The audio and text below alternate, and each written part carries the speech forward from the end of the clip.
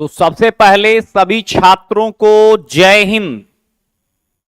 चलिए, तो आज का सेशन हम लोग शुरू करते हैं। कल आपको बताया गया था, इससे आगे हम लोग बात करेंगे।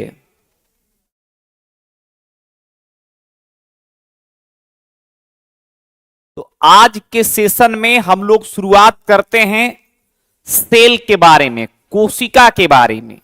ठीक है, तो जल्द से जल्द जितने भी छात्र हैं सेशन से जुड़ जाएंगे। सेल की बात होती है, कोशिका का बात होता है। तो सबसे पहले हम लोग ध्यान देंगे, जितने भी छात्र हैं, बातें होती हैं सेल का, तो हमेशा आप याद रखिएगा। मैंने कल आपको बताया था कि सेल दो तरह का होता है। एक तो आप जानते हैं कि कोशिका एक कोशिकीय होता है, एक कोशिकीय यानी यूनिसेलुलर होता है, और दूसरा बहुकोशिकीय होता है जिसको हम मल्टीसेलुलर कहते हैं। बहुकोशिकीय होता है। साथ में आप याद रखेंगे कि जो सेल है ये एक प्रोकैरियोटिक होता है, प्रोकैरियोटिक। और साथ में कल मैंने आपको बताया था कि एक होता है यूकैरियोटिक। यूकैरियोटिक होता है, यानी एक को हम अविकसित कोशिका कहते हैं और दूसरे को हम विकसित कोशिका कहते हैं। तो हमेशा इस बात को आपको ध्यान देना है, ठीक है, कि अगर आपसे कोई पूछे कि कोशिका दो तरह का होता है, एक कोशिकीय होता है, दूसरा बहुकोशिकीय होता है, साथ में प्रोकैरियोटिक और यूकैरियोटिक आपको याद रखना है। ठीक है, इन चीजों को आप याद रखिएगा। लेकिन इसके बाद हम लोग चर्चा करते हैं। ठीक है, दिया गया है कि सेल का खोज किसके द्वारा किया गया था। तो सबसे पहले आप याद रखिएगा, सेल का खोज जो किया गया था उस सर्वप्रथम एक वैज्ञानिक थे जिनका नाम रॉबर्ट हुक था। तो रॉबर्ट हुक आप याद रखिएगा, ठीक है, रॉबर्ट हुक। जबकि इन्होंने जो सेल का खोज किया था वो निर्जीव कोशिका का खोज किया था, जबकि जीवित कोशिका की अगर बात होती है तो वो श्रेय जाता है एंटी वॉन ल्यूवेनहॉक को। ये आप याद रखिएगा। तो यहां से कई बार प्रश्न एग्जाम से पूछा गया है। अब थोड़ा सा यहां पर ध्यान देना है कि सबसे छोटी कोशिका किसकी होती है, सबको पता है, माइकोप्लाज्मा का। और संसार की सबसे बड़ी कोशिका होता है शुतुरमुर्ग के अंडे का। जबकि मानव शरीर में सबसे लंबी कोशिका होता है तंत्रिका कोशिका होता है, जबकि सबसे बड़ी कोशिका होता है ओभम कोशिका होता है। ठीक है, जिसको अंडाणु की कोशिका कहते हैं। इसको आप याद रखिएगा, ये सब सबको पता होता है। ठीक है, इस चीज को आप याद रखिएगा, मानव शरीर में आपको बता दिया गया है। नेक्स्ट बात करेंगे कोशिका का आकार। ठीक है, कोशिका का आकार माइक्रोमीटर में मापा जाता है। किसमें मापा जाता है? माइक्रोमीटर में मापा जाता है। इसको आप याद रखिएगा, कभी कभी प्रश्न एग्जाम में पूछा जाता है। दूसरा है सेल थ्योरी किसके द्वारा दिया गया, कोशिका सिद्धांत किसके द्वारा दिया गया। तो आप याद रखिएगा, सेल थ्योरी एक वैज्ञानिक थे। ठीक है, हालांकि दो नाम है, स्लाइडेन और स्वान। ठीक है, तो स्लाइडेन और स्वान दो अलग अलग वैज्ञानिक थे जिनके द्वारा कोशिका सिद्धांत दिया गया। तो प्रश्न अगर आपसे पूछा जाएगा कि कोशिका सिद्धांत का प्रतिपादन सर्वप्रथम किसके द्वारा किया गया, तो स्लाइडेन और स्वान के द्वारा किया गया। इस प्रश्न को आपको ध्यान देना है, यहां से एग्जाम में प्रश्न पूछे जाते हैं।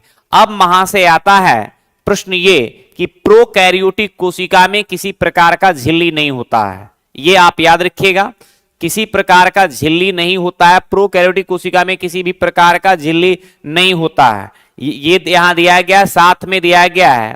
ठीक है, साथ में ये दिया गया है कि कोशिका की संख्या के आधार पर एक कोशिकीय, अभी जस्ट मैंने आपको बताया, एक कोशिकीय और बहुकोशिकीय। तो कल मैंने आपको बताया था amoeba, paramecium, plasmodium vivax, euglena, yeast, ये सभी जीवाणु, ये सभी एक कोशिकीय जीव होते हैं। फिर से आप ध्यान देंगे, अगर आपसे कोई प्रश्न पूछे कि अमीबा कैसा होता है, एक कोशिकीय, बैक्टीरिया कैसा होता है, एक कोशिकीय, पैरामीशियम, प्रोटोजोआ, यूग्लिना, ईस्ट, ये सभी जीव एक कोशिकीय होते हैं। नाम आपको पता होना चाहिए और नाम आपको याद भी रखना है, ठीक है।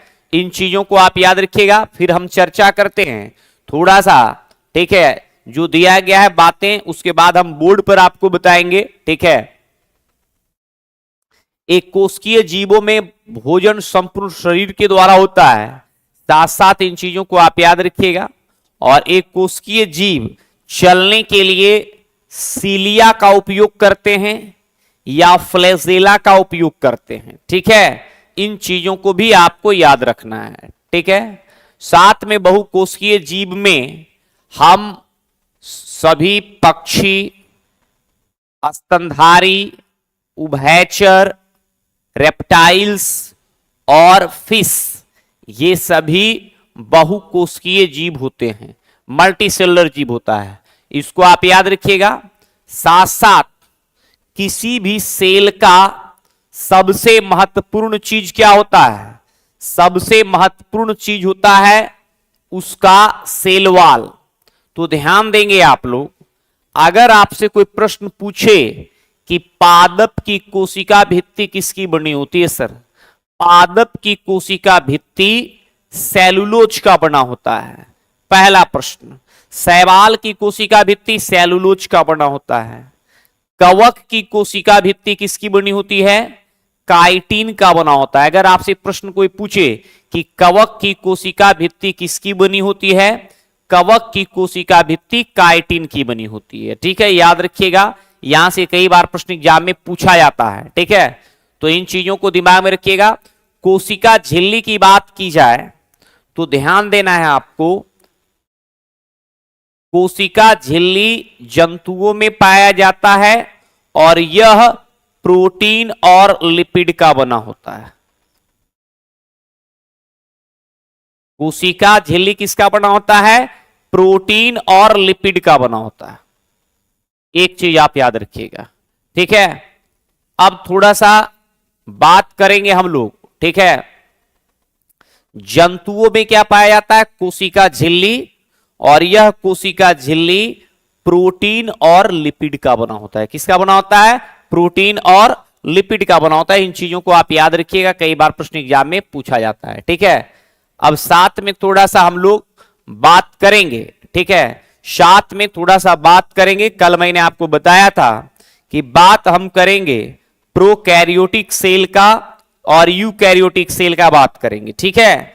तो सबसे पहले बात होता है कि आप जानते हैं कि कोई भी सेल दो तरह से हम लोग इसको बांटते हैं। एक सबसे पहले आपको पता होना चाहिए, एक प्रोकैरियोटिक सेल होता है, ध्यान से देंगे जितने भी छात्र देख रहे हैं। एक प्रोकैरियोटिक होता है, प्रोकैरियोटिक सेल होता है, और दूसरा जो होता है यूकैरियोटिक सेल होता है। यहां से आपके कई प्रश्न एग्जाम में बन जाएंगे। यूकैरियोटिक सेल होता है, यानी आप कह सकते हैं कि एक विकसित कोशिका है, यूकैरियोटिक विकसित कोशिका है, और ये अविकसित कोशिका है। हम इसको अविकसित कोशिका कहते हैं, अविकसित कोशिका कहते हैं सर, याद रखना है आपको। अब हम इसको अविकसित क्यों कहते हैं और इसको विकसित कोशिका क्यों कहते हैं, बात पहले यहां से समझ में आना चाहिए। विकसित कोशिका क्यों कहते हैं, अब सर आपको पता होना चाहिए। अगर आपसे प्रश्न पूछा जाएगा कि एक प्रोकैरियोटिक सेल होता है और एक यूकैरियोटिक सेल होता है, सबसे पहले आप याद रखिएगा, सबसे पहले इसमें सेल वॉल होता है। सेल वॉल का मतलब यहां कोशिका भित्ति होता है। साथ साथ आप याद रखिएगा, साथ साथ आप यहां ध्यान देना है कि सेल मेम्ब्रेन भी यहां होगा, सेल मेम्ब्रेन भी होगा, ठीक है। साथ में याद रखना है आपको, साथ में यहां पर एक संरचनाएं पाई जाती है जिनको हम न्यूक्लियाइड कहते हैं। न्यूक्लियाइड का मतलब होता है फॉल्स न्यूक्लियस पाया जाता है। साथ में यहां राइबोसोम होगा, लेकिन आप जानते हैं कि यहां जो राइबोसोम होता है वो 70S टाइप का होता है, याद रखना है आपको। यहां पे क्रोमोसोम भी होगा, क्रोमोसोम भी होगा, याद रखना है। डीएनए भी पाया जाएगा, साथ में यहां आरएनए भी पाया जाएगा, ये सब आप याद रखिएगा। मेसोसोम पाए जाएंगे, मेसोसोम पाया जाएगा, इस चीज को आप याद रखिएगा। सेल है तो सेल के अंदर साइटोप्लाज्म होगा, कोशिका द्रव्य, साइटोप्लाज्म पाया जाएगा, कोशिका द्रव्य। अब बात पहले समझिएगा कि प्रोकैरियोटिक सेल जो है, यहां पर डीएनए भी है, क्रोमोसोम भी है, cell wall, cell membrane, cytoplasm, nucleoid, ribosome, RNA, mesosome, सब कुछ है। लेकिन आप यूकैरियोटिक सेल की अगर बात करें तो यूकैरियोटिक सेल में सबसे पहले आप याद रखिएगा, यहां पे सेल वॉल तो यहां होगा, ठीक है। साथ में आप याद रखिएगा, साथ में सेल वॉल तो होता ही होता है, यहां सेल मेम्ब्रेन भी होगा, सेल मेम्ब्रेन भी होगा, यानी कोशिका भित्ति, कोशिका झिल्ली सब होगा। साथ में सबसे मेन चीज जो होता है वो आपका केंद्रक होता है, जिसको हम न्यूक्लियस कहते हैं। साथ में इंडोप्लाज्मिक रेटिकुलम होगा, याद रखिएगा। आप जानते हैं कि कोशिका है तो इसमें कोशिका द्रव्य होगा, साइटोप्लाज्म भी होगा, याद रखना है। बातें होती इतने ही तक नहीं सीमित है, यहां पर माइटोकॉन्ड्रिया भी होता है, जिसको हम पावर हाउस कहते हैं। साथ में यहां गोल्जी बॉडी होगा, गोल्जी बॉडी भी पाया जाता है। साथ में लाइसोसोम पाया जाएगा, लाइसोसोम पाए जाएंगे। आपको पता होना चाहिए कि यहां पर लवक पाया जाता है, जिसको प्लास्टिड कहते हैं। साथ साथ आपको यहां पर और चीजें देखने को मिलेगा, ठीक है। गोल्जी बॉडी हो गया, इंडोप्लाज्मिक रेटिकुलम हो गया, लाइसोसोम हो गया, प्लास्टिड हो गया, सेल वॉल हो गया, केंद्रक हो गया, ये सब सारा चीज पाया जाता है, ठीक है। साथ साथ आपको यहां पर आपको पता होना चाहिए कि इसके अंदर डीएनए भी मिलेगा आपको, ठीक है। आरएनए, राइबोसोम भी मिलेगा, राइबोसोम भी मिलेगा, लेकिन यहां जो राइबोसोम मिलेगा वो 80S टाइप का होगा। अब बात पहले आपको समझना है कि अगर आपसे कोई पूछे कि प्रोकैरियोटिक सेल और यूकैरियोटिक सेल क्यों कहते हैं, तो आप ध्यान देंगे सर कि जो यूकैरियोटिक कोशिका होता है उसमें सबसे मेन चीज जो होता है वो केंद्रक होता है। आप यहां देखेंगे कि जो यूकैरियोटिक सेल है, जो विकसित सेल है, केंद्रक यहां है, यहां पे केंद्रक नहीं है। यहां पे माइटोकॉन्ड्रिया है, इंडोप्लाज्मिक रेटिकुलम है, लाइसोसोम है, गोल्जी बॉडी है, इंडोप्लाज्मिक रेटिकुलम है, सब कुछ पाया गया। लेकिन प्रोकैरियोटिक सेल में ना ही केंद्रक है, ना ही माइटोकॉन्ड्रिया है, ना ही इंडोप्लाज्मिक रेटिकुलम है, गोल्जी बॉडी, लाइसोसोम कुछ भी नहीं पाया गया। इस आधार पर आप याद रखिएगा, इसे प्रोकैरियोटिक कोशिका कहा गया। अगर आपसे कोई पूछे कि प्रोकैरियोटिक कोशिका को अविकसित कोशिका क्यों कहते हैं, तो आप जवाब दीजिएगा कि सर इसके अंदर जो होता है केंद्रक नहीं होता है, केंद्रक नहीं होता है, साथ साथ कुछ महत्वपूर्ण कोशिकांग नहीं पाए जाते हैं। जैसे माइटोकॉन्ड्रिया यहां है, यहां नहीं है, Golgi body, lysosome, endoplasmic reticulum, ये कुछ भी नहीं पाया जाता है। इस आधार पर हम इसको कहते हैं यूकैरियोटिक सेल कहते हैं। तो यूकैरियोटिक सेल और प्रोकैरियोटिक सेल में संभवतः आपको समझ में आ गया होगा कि यूकैरियोटिक सेल और प्रोकैरियोटिक सेल, ठीक है, क्यों कहते हैं, ठीक है। तो सिंपल, यहां ज्यादा कुछ नहीं देखना है, यहां यह देखना है कि केंद्रक किसमें है। अब जिस कोशिका में केंद्रक होगा वैसे कोशिका को हम कहते हैं यूकैरियोटिक कोशिका कहते हैं। क्या कहते हैं? यूकैरियोटिक कोशिका कहते हैं। तो इस तरह से इन चीजों को आपको याद रखना है कि प्रोकैरियोटिक कोशिका और यूकैरियोटिक कोशिका किसे कहा जाता है। ठीक है, कई बार प्रश्न एग्जाम में पूछा गया है, इसको आप याद रखिएगा। ठीक है, तो संभवतः इन चीजों को आप याद रखिएगा। अब अगर बात हो राइबोसोम का, तो प्रोकैरियोटिक सेल में राइबोसोम 70S टाइप का होता है और यूकैरियोटिक सेल में राइबोसोम 80S टाइप का होता है। मेन अंतर क्या है? मेन अंतर है आपका केंद्रक का। तो केंद्रक किसमें पाया जाता है? अगर आपसे प्रश्न पूछा जाए कि केंद्रक किसमें पाया जाता है, तो वो पाया जाता है यूकैरियोटिक कोशिका में। तो ये अंतर कई बार एग्जाम में पूछा गया है। तो इस तरह से इन चीजों को आपको याद रखना है। अब हम लोग थोड़ा सा फिर आगे चलते हैं। तो संभवतः ये आपको समझ में आ गया होगा कि यूकैरियोटिक कोशिका और प्रोकैरियोटिक कोशिका किसे कहते हैं। अब थोड़ा सा वहां से आइए यहां पे। ठीक है, बात है केंद्रक का।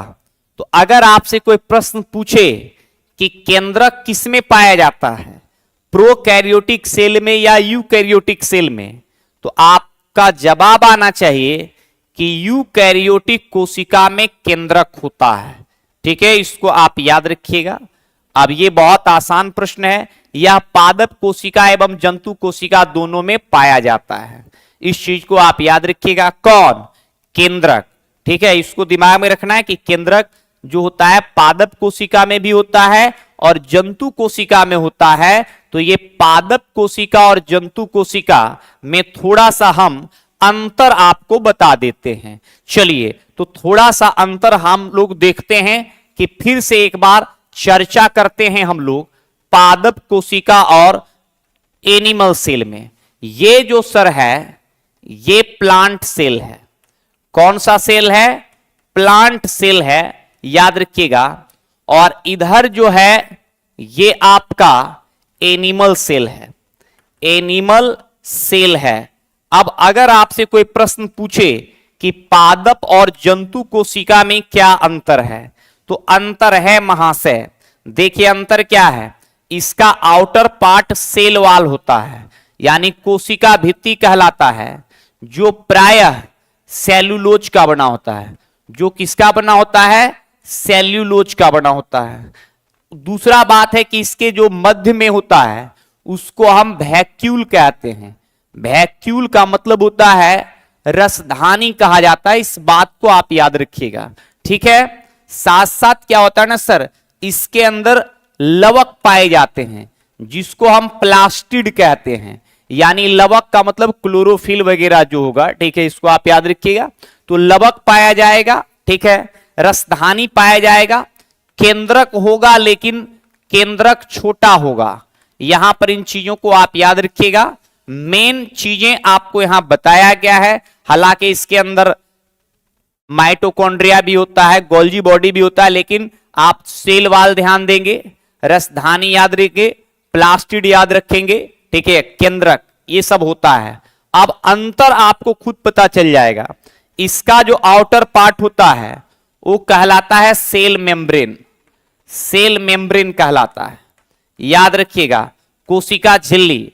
और इसके बीच में केंद्रक होता है, यहां पर आप याद रखिएगा। और यहां पे वैक्यूल होता है। लेकिन आप याद रखिएगा जो एनिमल सेल होता है, एनिमल सेल में रसधानी छोटा होता है, केंद्रक बड़ा होता है। याद रखिएगा, यहां पर आपको लाइसोसोम मिलेगा। लाइसोसोम मिलेगा ज्यादा मात्रा में। पादप कोशिका में लाइसोसोम होता है, कम मात्रा में होता है, लेकिन जंतु कोशिका में लाइसोसोम ज्यादा मिलेगा। रसधानी मिलेगा, छोटा मिलेगा। केंद्रक मिलेगा, बड़ा मिलेगा। सेल वाल नहीं होगा। यानी जंतु कोशिका में कोशिका भित्ति के जगह कोशिका झिल्ली होता है, पहला अंतर। दूसरा अंतर है कि यहां पे लवक मिलेंगे, यहां पे लवक नहीं मिलेंगे, ठीक है।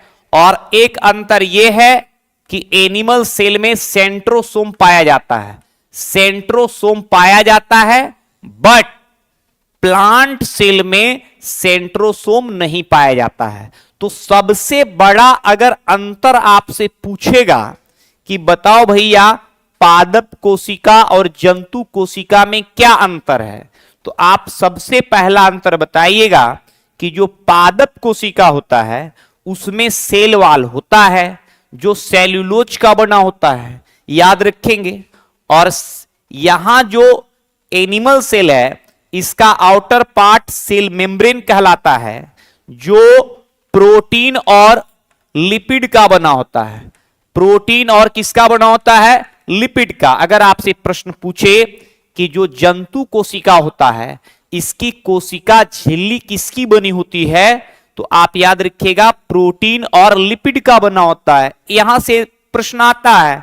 जबकि यहां ध्यान देना है कि जो एनिमल सेल होता है इसके मध्य भाग में क्या पाया जाता है, केंद्रक पाया जाता है, और इसके मध्य भाग में केंद्रक नहीं होता है, इसके मध्य भाग में रसधानी पाया जाता है, जो कुल आयतन का समझिए कि लगभग जो कुल आयतन होता है सेल का उसका 80 से 90% जो एरिया होता है वो घिरा होता है किससे, रसधानी से घिरा होता है। लवक यहां पाए जाते हैं, लवक कहते हैं प्लास्टिड को, यानी क्लोरोफिल पाया जाएगा किसमें, पादप कोशिका में।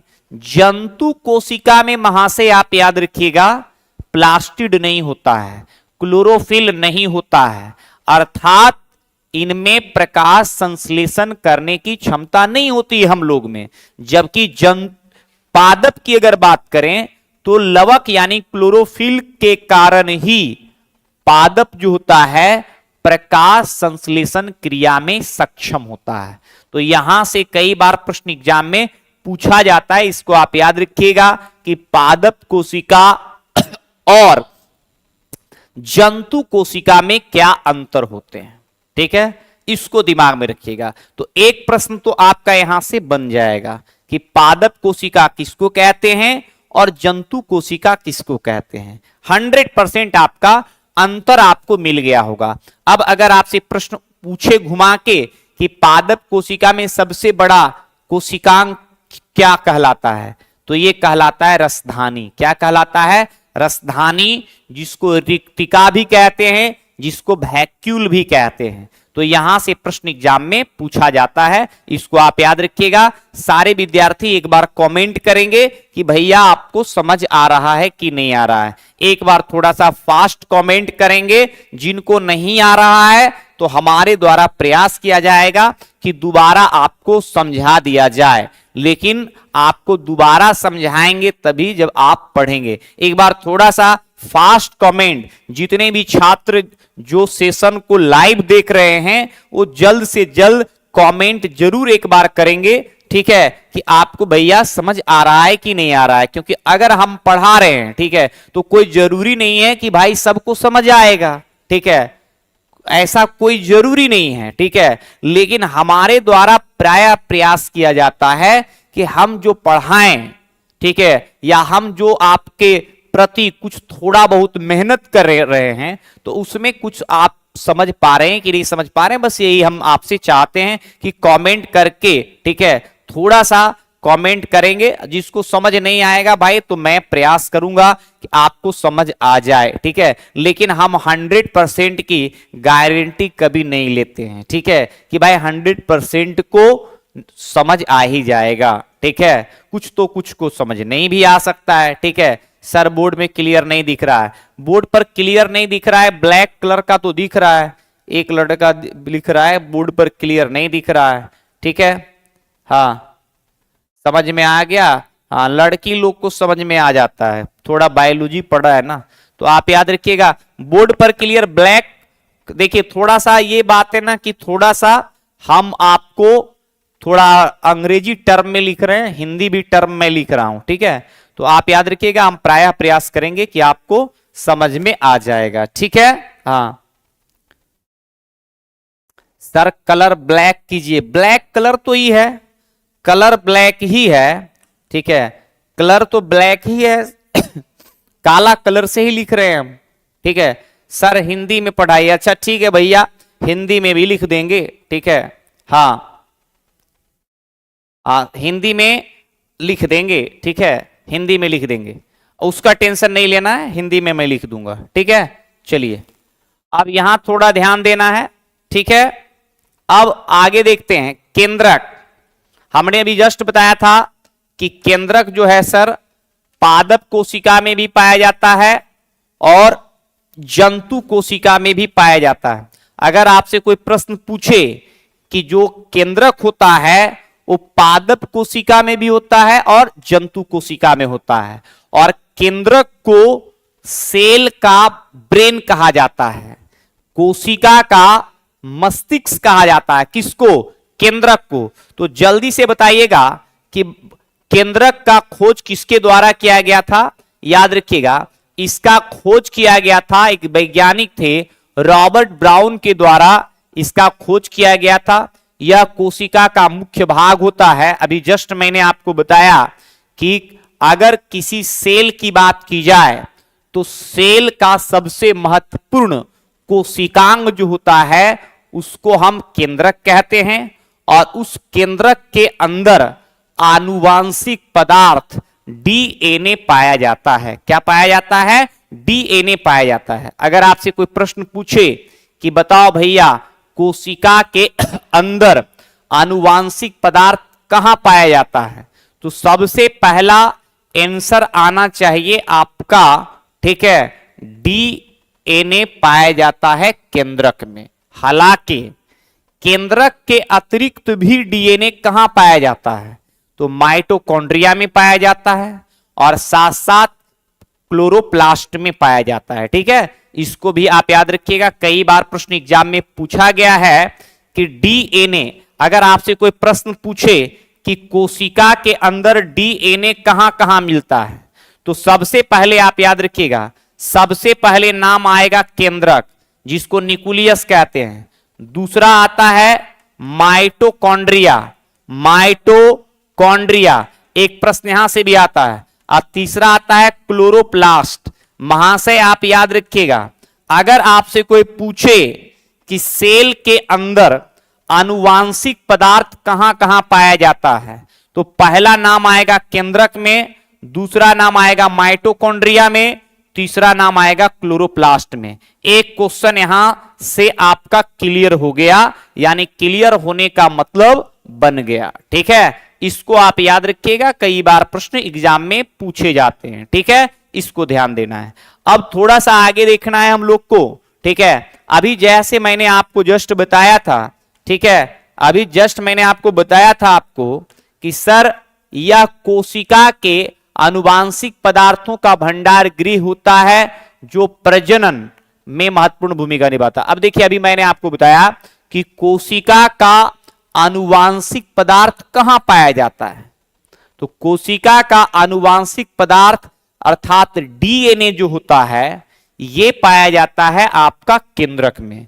तो आपसे यह प्रश्न कभी पूछा जाएगा कि डीएनए का खोज किसके द्वारा किया गया, कमेंट में बताइएगा।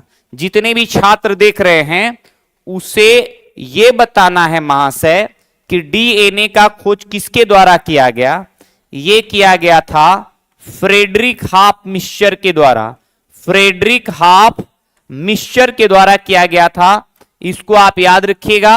जबकि डीएनए का डबल हेलिक्स मॉडल अगर पूछा जाएगा कि डबल हेलिक्स मॉडल किसके द्वारा दिया गया, वाटसन एंड क्रिक के द्वारा दिया गया, वाटसन एंड क्रिक के द्वारा दिया गया। यह प्रश्न कई बार एग्जाम में पूछा गया है कि डीएनए का खोज किसके द्वारा किया गया।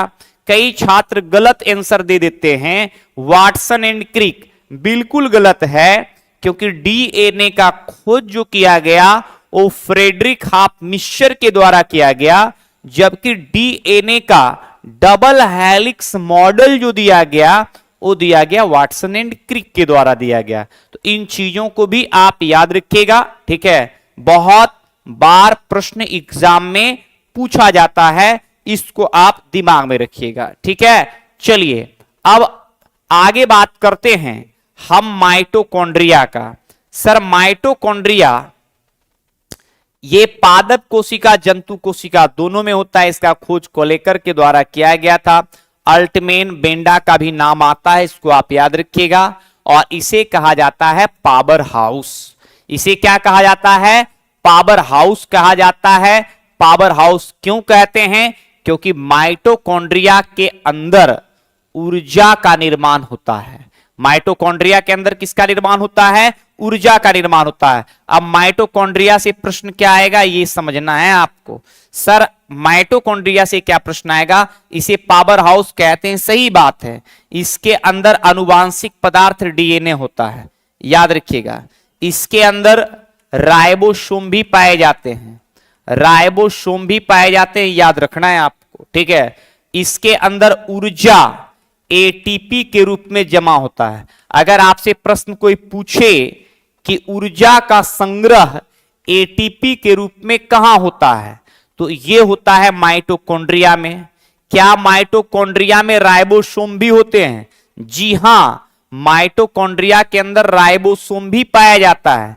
क्या माइटोकॉन्ड्रिया के अंदर डीएनए होता है? जी हां, माइटोकॉन्ड्रिया के अंदर डीएनए भी होता है। और एक प्रश्न और भी ध्यान देना है, माइटोकॉन्ड्रिया के अंदर एक चक्र होता है जिसका नाम है क्रेब्स चक्र। तो अगर आपसे कोई प्रश्न पूछे कि क्रेब्स चक्र की क्रिया कहां संपन्न होती है, तो क्रेब्स चक्र की क्रिया माइटोकॉन्ड्रिया में संपन्न होती है। माइटोकॉन्ड्रिया में ऊर्जा का संग्रह किस रूप में होता है? एटीपी के रूप में होता है। माइटोकॉन्ड्रिया में राइबोसोम 70S प्रकार के होते हैं, यह याद रखना है। माइटोकॉन्ड्रिया के अंदर आनुवांशिक पदार्थ डीएनए भी पाया जाता है।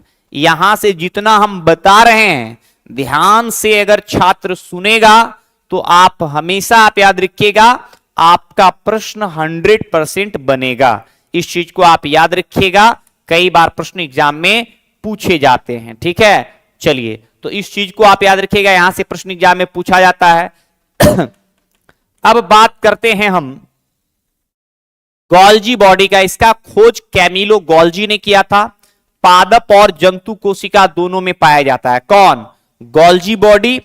और गोल्जी बॉडी को अगर आपसे कोई पूछे कि गोल्जी बॉडी को कोशिका का, अगर पूछे कि कोशिका का ट्रैफिक पुलिस किसे कहा जाता है, ट्रैफिक पुलिस किसे कहा जाता है, तो ध्यान देंगे कोशिका का ट्रैफिक पुलिस जो है यह कहा जाता है आपके गोल्जी बॉडी को कहा जाता है, कोशिका का ट्रैफिक पुलिस। तो इस प्रश्न को भी आपको याद रखना है। ठीक है, याद रखिएगा। इसका मुख्य कार्य कोशिका भित्ति और सेल प्लेट का निर्माण करना होता है, याद रखिएगा। ठीक है, कोशिका के अध्ययन में सिल्वर नाइट्रेट का उपयोग किया जाता है। इन बातों को भी आपको याद रखना है। ठीक है, चलिए नेक्स्ट बात करते हैं हम लोग लाइसोसोम का। लाइसोसोम की चर्चा करते हैं हम लोग। अब लाइसोसोम को आत्महत्या की थैली कहा जाता है। क्यों कहा जाता है? क्योंकि इसका खोज तो पता ही डी डुबे ने किया था, क्रिश्चियन डी डुबे। और लाइसोसोम के अंदर आपको पता होना चाहिए हाइड्रोलाइटिक एंजाइम होता है, हाइड्रोलाइटिक एंजाइम पाए जाते हैं। और ये एंजाइम इतना पावरफुल होता है कि इसमें कार्बोहाइड्रेट, प्रोटीन और वसा पचाने की क्षमता होती है। किसमें? लाइसोसोम के अंदर जो एंजाइम पाए जाते हैं, हाइड्रोलाइटिक एंजाइम पाए जाते हैं, इसलिए इसे हम आत्महत्या की थैली कहते हैं। जब यह फट जाता है, लाइसोसोम जब फट जाता है, तो आप याद रखिएगा कि उसका जो एंजाइम होता है अपने ही कोशिका को नष्ट कर देता है, इसलिए इसे आत्महत्या की थैली कहते हैं। वहां से इसको आप याद रखिएगा, यहां से कई बार प्रश्न एग्जाम में पूछा गया है।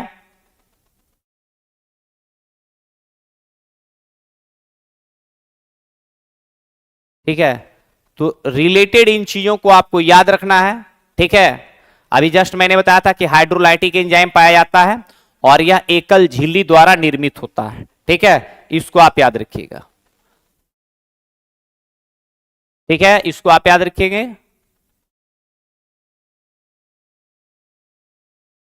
अब बात करते हैं राइबोसोम। राइबोसोम जो होता है यह पादप कोशिका एवं जंतु कोशिका दोनों में पाया जाता है। इसका खोज किसके द्वारा किया गया था? जी पैलेट के द्वारा किया गया था, इस बात को आप याद रखिएगा।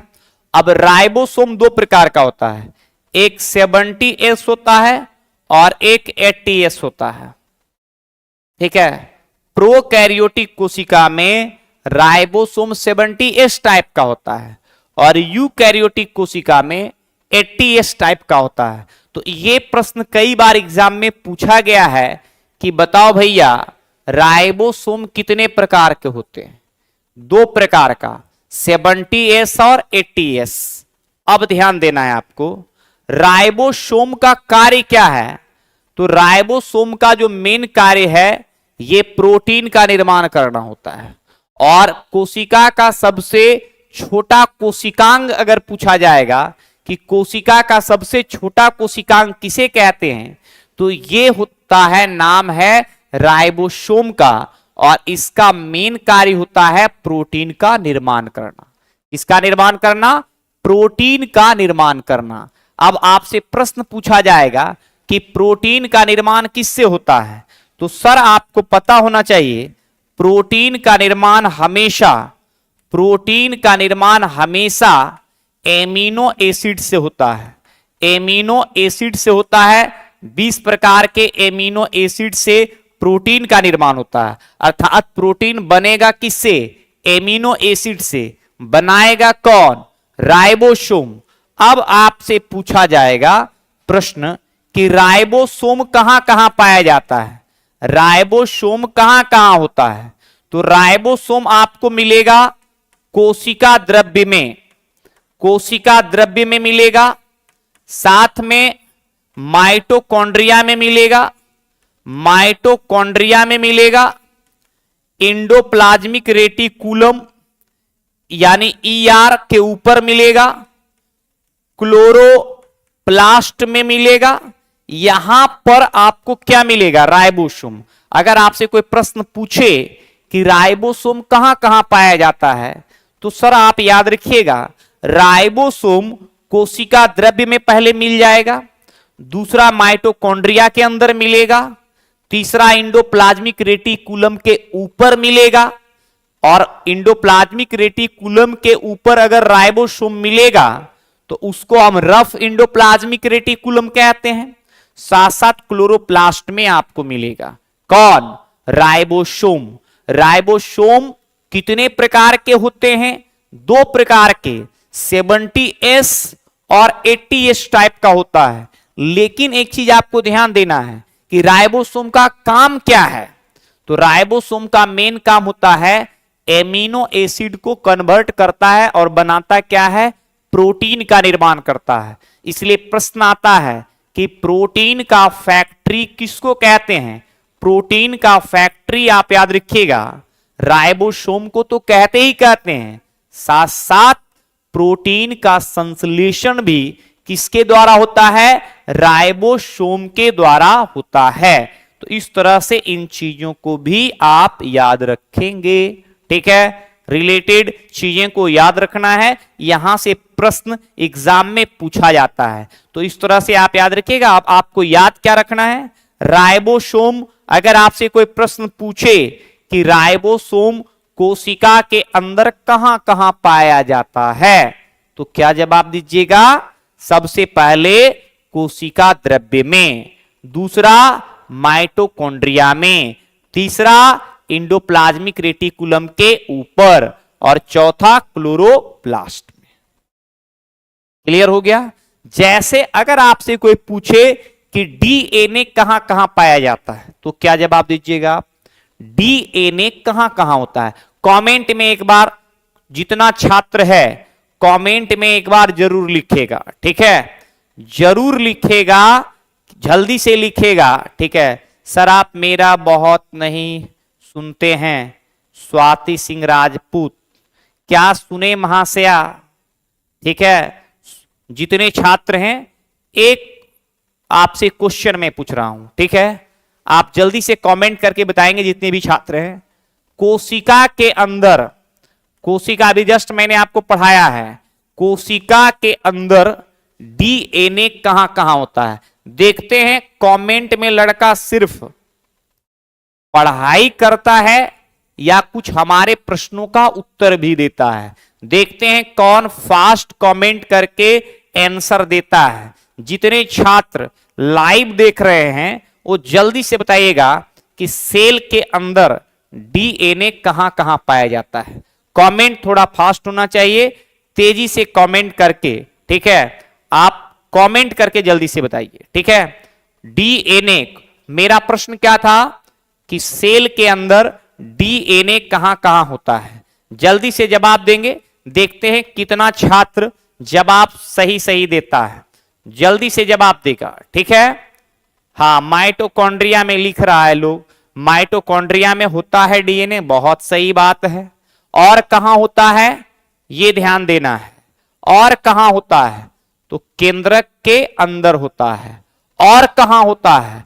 क्लोरोप्लास्ट में। अर्थात डीएनए 3 जगह पाया जाता है, केंद्रक में, माइटोकॉन्ड्रिया में, क्लोरोप्लास्ट में। बहुत अच्छा, कुछ छात्रों का जवाब आया है। ठीक है, हाँ बहुत अच्छा, माइटोकॉन्ड्रिया भी जवाब आया है। ठीक है जी, माइटोकॉन्ड्रिया के अतिरिक्त आप याद रखिएगा आपका केंद्रक और साथ साथ क्लोरोप्लास्ट में होता है। ठीक है, तो इन चीजों को आप याद रखिएगा, अच्छे से दिमाग में लगा के पढ़ने का प्रयास करेंगे आप लोग। ठीक है, क्लियर है? यहां से प्रश्न आता है। ठीक है, अभी मैंने आपको बताया था कि राइबोसोम को प्रोटीन फैक्ट्री कहते हैं। राइबोसोम को क्या कहते हैं? प्रोटीन फैक्ट्री कहते हैं मां से। क्यों? क्योंकि यह प्रोटीन का निर्माण करता है, साथ साथ प्रोटीन का संश्लेषण भी करता है। कौन? राइबोसोम। तो इस तरह से इन चीजों को भी आप याद रखिएगा, कई बार एग्जाम में पूछे जाते हैं। तो ये तो पता चल गया कि प्रोटीन का निर्माण किससे होता है। बात है गुणसूत्र का। गुणसूत्र का खोज किया गया था वाल्डेयर के द्वारा, और यह डीएनए और हिस्टोन प्रोटीन का बना होता है। सही बात है, इनके ऊपर दाने के समान संरचनाएं पाई जाती है जिसे जीन कहते हैं। अब यहां से आपसे प्रश्न पूछा जाएगा, प्रश्न ये पूछा जाएगा कि गुणसूत्र का खोज वाल्डेयर ने किया था, गुणसूत्र के ऊपर क्या पाए जाते हैं? जीन पाए जाते हैं। और जीन पद किसके द्वारा दिया गया था? जीन पद दिया गया था जोहानसन के द्वारा। किसके द्वारा दिया गया था? जोहानसन के द्वारा दिया गया था। कई बार प्रश्न एग्जाम में पूछा जाता है कि जीन पद किसके द्वारा दिया गया था? जोहानसन के द्वारा दिया गया था। और गुणसूत्र किसके बने होते हैं? तो डीएनए और हिस्टोन प्रोटीन का बना होता है। इस बात को आप याद रखिएगा। दूसरा, सर आपको यह पता होना चाहिए कि जो गुणसूत्र होते हैं वो 2 प्रकार के होते हैं। गुणसूत्र कितने प्रकार के होते हैं? 2 प्रकार के होते हैं। एक को हम कहते हैं, आपको पता भी होना चाहिए कि गुणसूत्र 2 प्रकार के होते हैं। कभी कभी प्रश्न पूछता है कि गुणसूत्र 2 प्रकार के होते हैं। एक होता है ऑटोसोम होता है, ऑटोसोम होता है, और एक होता है आपका सेक्स क्रोमोसोम होता है, सेक्स क्रोमोसोम होता है। तो अगर आपसे कोई प्रश्न पूछे कि गुणसूत्र कितने प्रकार के होते हैं? 2 प्रकार के होते हैं, एक ऑटोसोम होता है, एक सेक्स क्रोमोसोम होता है। ऑटोसोम की संख्या 44 होता है और सेक्स क्रोमोसोम की संख्या 2 होता है। तो इस प्रश्न को भी आपको याद रखना है। ठीक है, याद रखिएगा।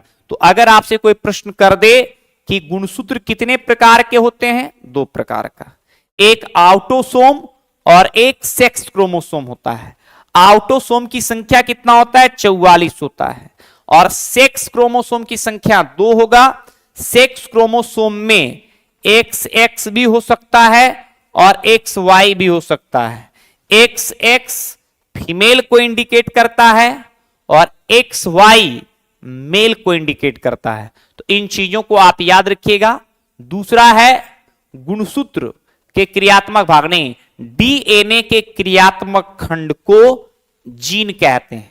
प्रश्न फिर से सुनेंगे, डीएनए के क्रियात्मक खंड को क्या कहते हैं सर? डीएनए के क्रियात्मक खंड को जीन कहा जाता है। जीन पद किसने दिया था? जोहानसन ने दिया था। प्रश्न आपसे पूछा जाएगा, जीन कहां पाए जाते हैं? गुणसूत्र के ऊपर पाए जाते हैं। कहां पाए जाते हैं? जीन गुणसूत्र के ऊपर पाए जाते हैं। कई बार प्रश्न एग्जाम में पूछा गया है कि जीन कहां पाए जाते हैं। जीन जो है सर गुणसूत्र के ऊपर पाए जाते हैं और डीएनए के क्रियात्मक खंड को जीन कहते हैं। फिर से ध्यान से सुनेंगे, डीएनए के क्रियात्मक खंड को जीन कहते हैं। इस बात को आप याद रखिएगा। जीन पद किसके द्वारा दिया गया? जीन पद दिया गया जोहानसन के द्वारा दिया गया था। यह प्रश्न भी कई बार एग्जाम में पूछा जाता है। डीएनए का खोज किसके द्वारा किया गया? डीएनए का खोज जो किया गया सर, वो किया गया था फ्रेडरिक हाफ मिश्र के द्वारा किया गया था। जबकि डीएनए का डबल हेलिक्स मॉडल जो दिया गया था, वो दिया गया था वाटसन एंड क्रिक के द्वारा दिया गया था। तो कई बार प्रश्न एग्जाम में पूछे जाते हैं, इस बात को आपको याद रखना है। कई बार प्रश्न एग्जाम में पूछा गया है, ठीक है। जबकि डीएनए का फिंगरप्रिंटिंग किसके द्वारा दिया गया था? यह दिया गया था डॉक्टर एलेक जेफरीज के द्वारा दिया गया था। तो कई बार प्रश्न एग्जाम में पूछा जाता है, इसको आप याद रखिएगा मोटा मोटी, ठीक है। चलिए अब बात करते हैं हम लोग इंडोप्लाज्मिक रेटिकुलम का। इंडोप्लाज्मिक रेटिकुलम जो होता है सर, ये दो प्रकार का होता है। एक रफ होता है और एक स्मूथ होता है। अगर आपसे प्रश्न पूछे कि इंडोप्लाज्मिक रेटिकुलम कितने प्रकार के होते हैं, तो एक रफ होता है और एक स्मूथ होता है। अब ध्यान देना है आपको, रफ के ऊपर ही क्या पाए जाते हैं? राइबोसोम पाए जाते हैं। एक प्रश्न बन गया यहां से भी कि रफ के ऊपर क्या पाया जाता है? राइबोसोम पाया जाता है। तो इंडोप्लाज्मिक रेटिकुलम कितने प्रकार के होते हैं? इंडोप्लाज्मिक रेटिकुलम दो प्रकार के होते हैं। एक रफ होता है और एक स्मूथ होता है। यह प्रश्न एग्जाम में पूछा जाता है, इसको आप याद रखिएगा। अब आपसे पूछा जाएगा कि इंडोप्लाज्मिक रेटिकुलम का काम क्या है सर? इंडोप्लाज्मिक रेटिकुलम का कार्य क्या है? जैसे माइटोकॉन्ड्रिया का कार्य है ऊर्जा का निर्माण करना, उसी तरह से इंडोप्लाज्मिक रेटिकुलम का मेन कार्य क्या है? कोशिकीय परिवहन तंत्र का निर्माण करना। एक लाइन में आप याद रखिएगा, कोशिकीय परिवहन तंत्र का निर्माण करना, यह कार्य है किसका? इंडोप्लाज्मिक रेटिकुलम का। यह आप याद रखिएगा। अब प्रश्न आपसे पूछा जाएगा कि इंडोप्लाज्मिक रेटिकुलम कितने प्रकार के होते हैं। तो अभी जस्ट मैंने आपको बताया कि इंडोप्लाज्मिक रेटिकुलम दो प्रकार के होते हैं, एक रफ और एक स्मूथ। तो आप कमेंट में बताइएगा कि राइबोसोम किसके ऊपर पाया जाता है, रफ के ऊपर या स्मूथ के ऊपर? तो ध्यान देना है कि राइबोसोम जो होता है सर, ये रफ के ऊपर पाया जाता है। क्लियर बात को समझ में आना चाहिए, ठीक है, इसको दिमाग में आना चाहिए। जबकि एक शब्द है जीन, जीन अनुवांशिक इकाई है। मैंने बताया था कि डीएनए के क्रियात्मक खंड को, डीएनए के क्रियात्मक खंड को क्या कहते हैं? जीन कहते हैं। और जीन पद किसने दिया? जोहानसन ने दिया। इस चीज को भी आप याद रखिएगा, एग्जाम में कई बार प्रश्न एग्जाम में पूछा गया है, ठीक है। अभी जस्ट मैंने आपको बताया डीएनए के क्रियात्मक खंड को जीन कहते हैं, ठीक है। और कोशिका के केंद्रक के डीएनए में प्रोटीन संश्लेषण हेतु सूचना निहित होती है, ये सब पता होना चाहिए, ठीक है। इन चीजों को आप याद रखिएगा, ठीक है। रिलेटेड यहां से प्रश्न एग्जाम में पूछा जाता है, ठीक है। तो इन्हीं कथनों के साथ आज का सेशन हम लोग यही एंड करते हैं, ठीक है। नेक्स्ट सेशन में, नेक्स्ट क्लास में हम लोग बातें करेंगे जैव प्रौद्योगिकी का, जिसको बायो एंड टेक्नोलॉजी कहते हैं, ठीक है। तो नए टॉपिक के साथ फिर हम उपस्थित होंगे। तब तक के लिए सभी छात्रों को शुभ रात्रि। मेहनत करते रहिए, पढ़ते रहिए, ठीक है। और जब आप मेहनत करेंगे तभी आपको समझ में आएगा, ठीक है। ये मैं नहीं कहूंगा कि मैं जो पढ़ाऊंगा तो सभी विद्यार्थी को बहुत सारी चीजें समझ आ जाएगा, ठीक है। ये संभव नहीं है और किसी के द्वारा नहीं हो सकता है, ठीक है। उसके लिए हमको भी मेहनत करना पड़ेगा, साथ साथ आपको भी मेहनत करना पड़ेगा, पढ़ना पड़ेगा। और दोनों का जब, ठीक है, तालमेल मिल जाएगा तो फिर ना आपको दिक्कत होगा ना हमें दिक्कत होगा। तो इसी कथनों के साथ सभी विद्यार्थियों को शुभ रात्रि, खुश रहिए, पढ़ते रहिए। मिलते हैं next day. Okay.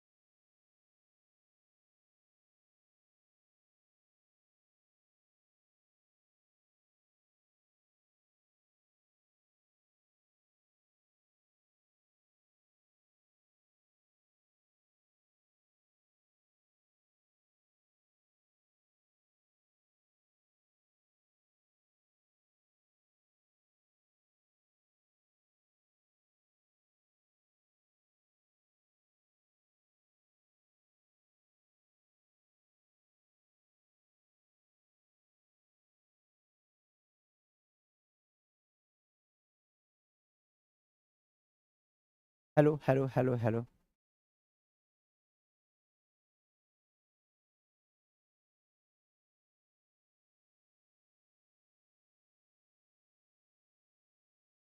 Hello hello. जैन सचिव, स्वागत है आप सभी का आपके अपने YouTube channel Bihar exam by SK Jha पे। मैं सोनू कुमार आप सभी की सेवा में उपस्थित हूँ इस डीएलएड के सेशन में। तो आप सभी को फिर से मैं गुड इवनिंग, सभी लोगों का स्वागत है इस सेशन में। चलो भाई, जैसा कि आपको ज्ञात होगा पिछले क्लास में मैं नया पीडीएफ दिया हूं जिसमें 200 क्वेश्चन है, ठीक है ना, 200 क्वेश्चन है, जिसमें से मैं 1 से 50 तक पीछे मैं क्वेश्चन करवा दिया हूं, ठीक है भाई। 1 से 50 तक क्वेश्चन मैं करवा दिया हूं और आज इसके आगे 51 से आगे मैं कंटिन्यू करूंगा, ठीक है भाई। तो चलिए, सभी लोगों का स्वागत है इस रात्रि के सेशन में और फिर से हम लोग आज इस नए शानदार सेशन की शुरुआत कर रहे हैं। तो चलिए सभी लोगों को गुड इवनिंग, जय श्री राम, हर हर महादेव, राधे राधे। चलो भाई स्टार्ट किया जाए। चलिए, हाँ 8 मार्च।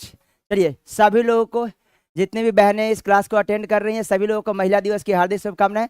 चलो भाई फिर से अब स्टार्ट। चलो भाई क्वेश्चन पे अब देखो। चलिए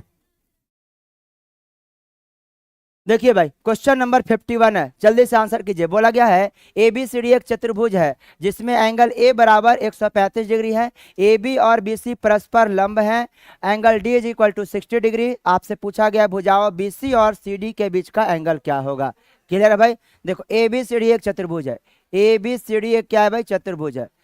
4 भुजाओं से बंद आकृति को चतुर्भुज कहते हैं। देखिए बोला गया ए बराबर कितना भाई, 135 डिग्री, ए है 135 डिग्री ठीक है। और दे रखा ए बी और बी सी परस्पर लंब है। देखो ए बी और बी सी यहाँ दे रखा है ए बी और बी सी परस्पर लंब है, मतलब ये वाला जो कोण होगा लंब होने का मतलब क्या होता है, ये एंगल कितना है 90 डिग्री है, 90 डिग्री है। क्लियर। और कुछ दे रखा है एंगल डी बराबर 60 डिग्री, ये वाला कोण कितना दे रखा है 60 डिग्री दे रखा है। ठीक है भाई। भुजा बी सी और यही बोला बी सी और सी डी के बीच बना कोण, ये वाला एंगल आपको बताना है कितना होगा। देखो भाई चतुर्भुज छोटा हो बड़ा हो टेढ़ा हो मेढ़ा हो जैसा भी चतुर्भुज हो, चतुर्भुज के चारों कोणों का योगफल क्या होता है 360 डिग्री, चाहे वो अंतः कोण का योगफल हो चाहे वो बाह्य कोण का योगफल हो। चतुर्भुज में अंतः कोण का योगफल भी 360 डिग्री, बाह्य कोणों का योगफल भी 360 डिग्री होता है। भाई इन सब का योगफल कितना होना चाहिए, आप यही ना बोलोगे कि भाई चारों कोणों का योगफल कितना 360 डिग्री, तो एंगल सी बराबर कितना बनेगा 360 डिग्री में से इन सबको घटाओगे, है ना भाई। 360 डिग्री में से घटाना होगा इन सभी का योगफल, तो कितना बनेगा 9 6 15। ठीक है भाई। 15 और 13 कितना होता है, तो आप बोलोगे 285 डिग्री हो जाएगा। कितना होगा 285 डिग्री। तो 360 में से 285 घटाओगे तो कितना बनेगा 75 डिग्री। इस क्वेश्चन का बिल्कुल सही उत्तर होगा ऑप्शन नंबर ए, बिल्कुल करेक्ट आंसर है 75 डिग्री। क्लियर है भाई। 75 डिग्री इस क्वेश्चन का बिल्कुल करेक्ट आंसर है। चलिए चलते हैं आगे अगले सवाल पे। किन्हीं सज्जन को कोई तकलीफ है भाई। चलिए अगला सवाल, क्वेश्चन नंबर ये रहा आपके सामने 52, 52 नंबर क्वेश्चन। 52 नंबर क्वेश्चन ये है आपके सामने। बताइए इस क्वेश्चन का आंसर क्या होगा। इसके लिए मैं आपको देता हूं, लीजिए 30 सेकेंड का टाइमर। 30 सेकेंड टाइम है, इस क्वेश्चन का आंसर मुझे चाहिए। क्या होगा आंसर, बिल्कुल आसान सा सवाल है।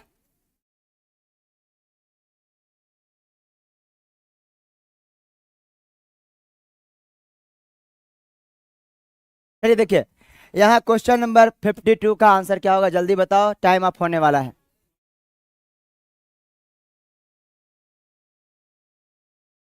देखिए भाई क्या होगा आंसर, जल्दी बताओ। बोला दो रेखाखंड ए बी और पी क्यू परस्पर प्रतिच्छेद करते हैं, बिंदुओं बी और क्यू को मिलाया जाता है, ए ओ पी 60 डिग्री है, तो O B Q plus B Q O का मान क्या होगा। देखो ए बी और पी क्यू परस्पर प्रतिच्छेद करते हैं, ए बी और पी क्यू, ए बी और पी क्यू क्या करते हैं परस्पर प्रतिच्छेद करते हैं। ठीक है भाई। यहाँ बोल रखा है क्यू पे ए बी और कौन सा है पी क्यू, यानी ए बी और पी क्यू प्रतिच्छेद करते हैं, बिंदु बी और क्यू को मिलाया जाता है। देखो बी और क्यू इसको मिलाया गया, बी और क्यू को मिलाया गया है। बोला ए ओ पी 60 डिग्री, ओ पे प्रतिच्छेद करते हैं ना भाई, यहाँ ओ आया है, दैट मीन्स ओ पे प्रतिच्छेद करते हैं। बोल रखा ए ओ पी 60 डिग्री, ए ओ पी ये वाला एंगल दे रखा है 60 डिग्री, 60 डिग्री। आपसे क्या पूछा गया है ओ बी क्यू मतलब ये वाला एंगल थीटा, और प्लस बी क्यू ओ मतलब ये वाला एंगल यदि अल्फा है, तो आपसे पूछा गया थीटा प्लस अल्फा क्या होगा। आपसे क्या पूछा गया, थीटा प्लस अल्फा बराबर क्या होगा, ये बताइए।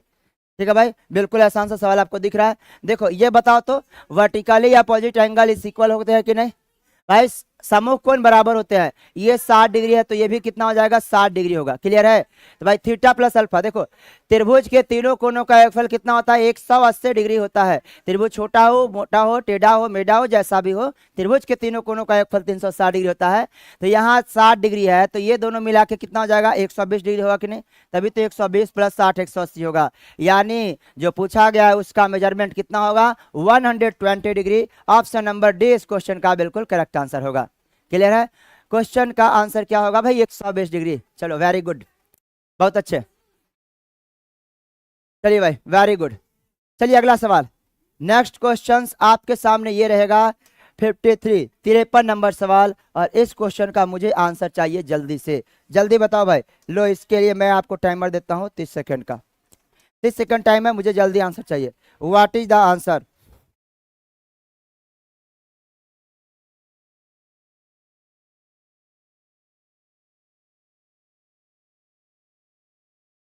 इस क्वेश्चन का क्या होगा आंसर, मुझे जल्दी बताइए।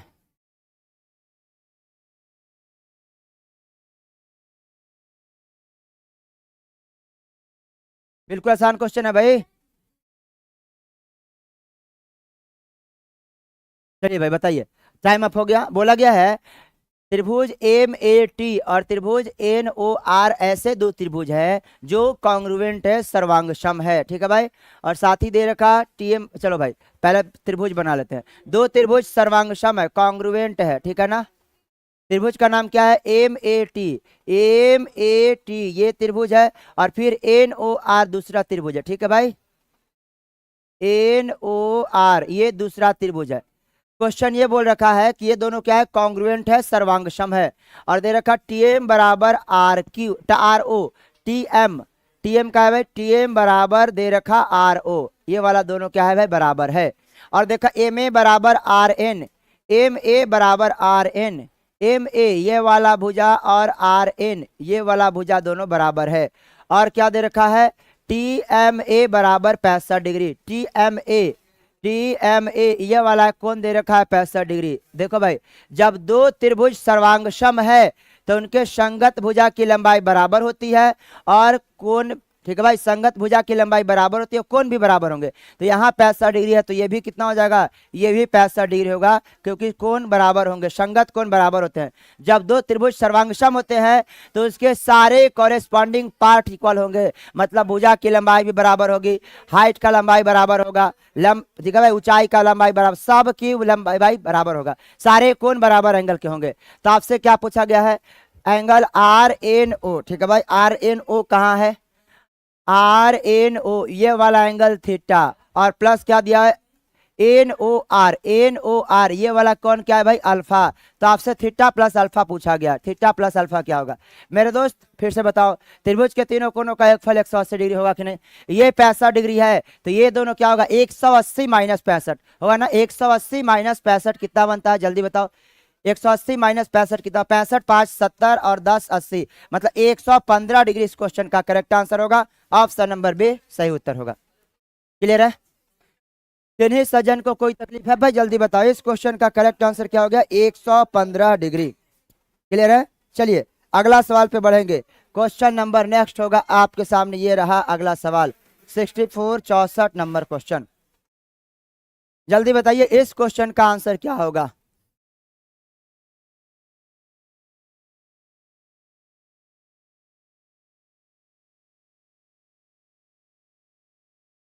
बताइए इस क्वेश्चन का आंसर क्या होगा?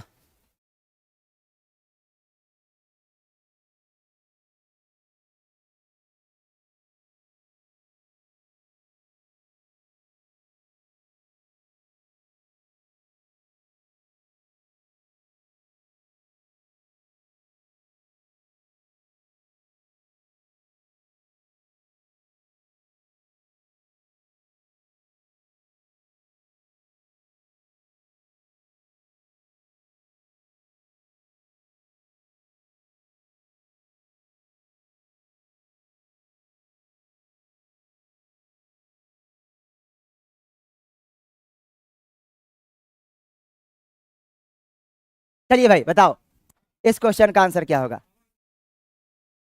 बोला गया है LIFE एक चतुर्भुज है। ठीक है भाई, LIFE क्या है भाई? एक चतुर्भुज है। LIFE एक चतुर्भुज है। ठीक है भाई, angle L is equal to angle F दे रखा है, angle L is equal to angle F है, ये दोनों क्या है भाई? बराबर है। यदि ये थीटा होगा तो ये भी क्या होगा? थीटा होगा। और कुछ दे रखा है क्या? और दे रखा है एंगल I बराबर एंगल E है, I बराबर E है, मतलब ये वाला यदि अल्फा होगा तो ये वाला भी कौन क्या होगा? अल्फा होगा। क्लियर है? क्या पूछा गया? LIFE क्या है? LIFE लाइफ, जीवन नहीं बोलना है, लाइफ जीवन संगनी आपको नहीं चुनना है भाई। LIFE एक चतुर्भुज है, उस चतुर्भुज का नाम क्या होगा आपको ये बताना है। LIFE जो चतुर्भुज है क्वाड्रिलेटरल है, इसका नाम क्या होगा ये बताइए। तो मेरे भाई आमने सामने का कोण बराबर है, आमने सामने का कोण बराबर है तो उससे क्या बोल सकते हो? क्या वर्ग बोल सकते हो भाई? वर्ग में चारों कोण 90 डिग्री का होना चाहिए तब वर्ग बोलेंगे। ठीक है भाई, तो इसमें आपको कहाँ पता है कि चारों कोण 90 डिग्री का? ये सब तो अलग अलग मेजरमेंट का है। तो ये हम भाई ना तो देखो ये भी नहीं बोल सकते, ये भी नहीं बोल सकते हैं। ठीक है, समलंब चतुर्भुज किसको बोला जाता है? समलंब चतुर्भुज किसे बोला जाता है? समलंब चतुर्भुज के, ठीक है भाई, समलंब चतुर्भुज के कोण बराबर होते हैं क्या आमने सामने का? बिल्कुल कोई गारंटी नहीं है, ये गलत होगा। तो यही समांतर चतुर्भुज इस क्वेश्चन का बिल्कुल ठीक है भाई। पैरेललोग्राम होगा समांतर चतुर्भुज। समांतर चतुर्भुज के आमने सामने की भुजाएं समांतर होती है, भुजाओं का दोनों युग में समांतर होगा, और उस लिहाजे से यह भी होता है कि विपरीत कोण क्या होता है, बराबर होता है। समांतर चतुर्भुज में विपरीत कोण बराबर होता है। क्लियर है। समांतर चतुर्भुज के किसी भी दो लगातार कोणों का योगफल 180 डिग्री होता है। यहां यदि यह भी पूछा जाता कि भाई यदि अल्फा प्लस थीटा कितना होगा, तो आप ये भी बोल सकते थे कि 180 डिग्री होगा। किसी भी दो लगातार कोणों का योगफल समांतर चतुर्भुज में कितना होता है, 180 डिग्री होता है। क्लियर है भाई। ठीक है, चलो अगला सवाल पे चलते हैं। क्वेश्चन नंबर नेक्स्ट रहेगा आपके सामने, ये रहा 55 नंबर सवाल। जल्दी बताइए इस क्वेश्चन का आंसर क्या होगा। जल्दी बताइए भाई, इस क्वेश्चन का आंसर क्या होगा।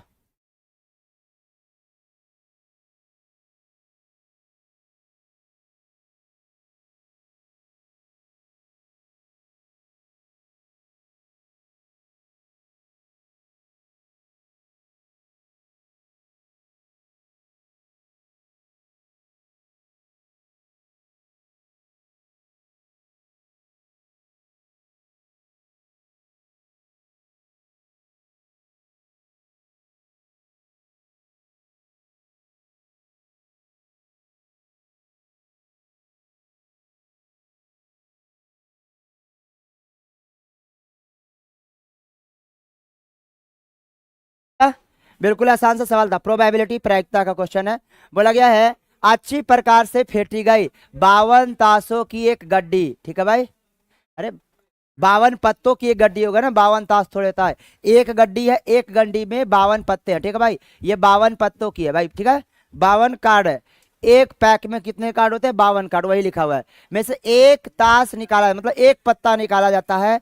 इस पत्ता का इक्का होने की प्रायिकता क्या है, इक्का होने की प्रायिकता क्या है। देखो भाई, एक पैक में कार्ड के एक पैक में टोटल कितने कार्ड होते हैं, तो 52। नंबर ऑफ सैंपल स्पेस कितना हो जाएगा, 52, 52 होगा।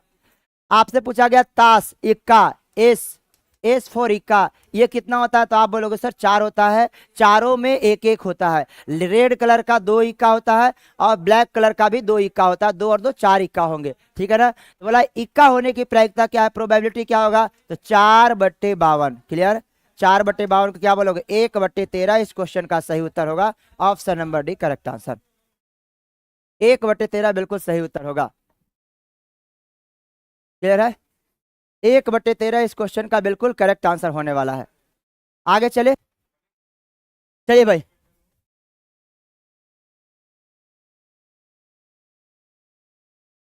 नेक्स्ट क्वेश्चन आपके सामने ये रहेगा 56 नंबर सवाल।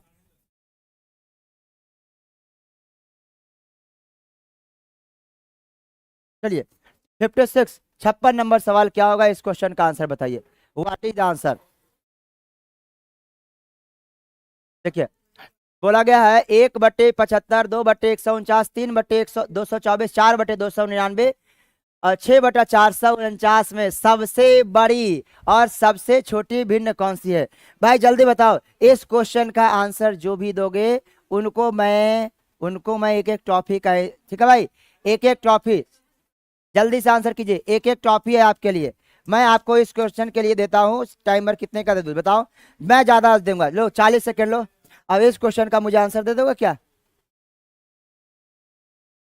आंसर दे दोगे इस क्वेश्चन का, जल्दी दीजिए आंसर।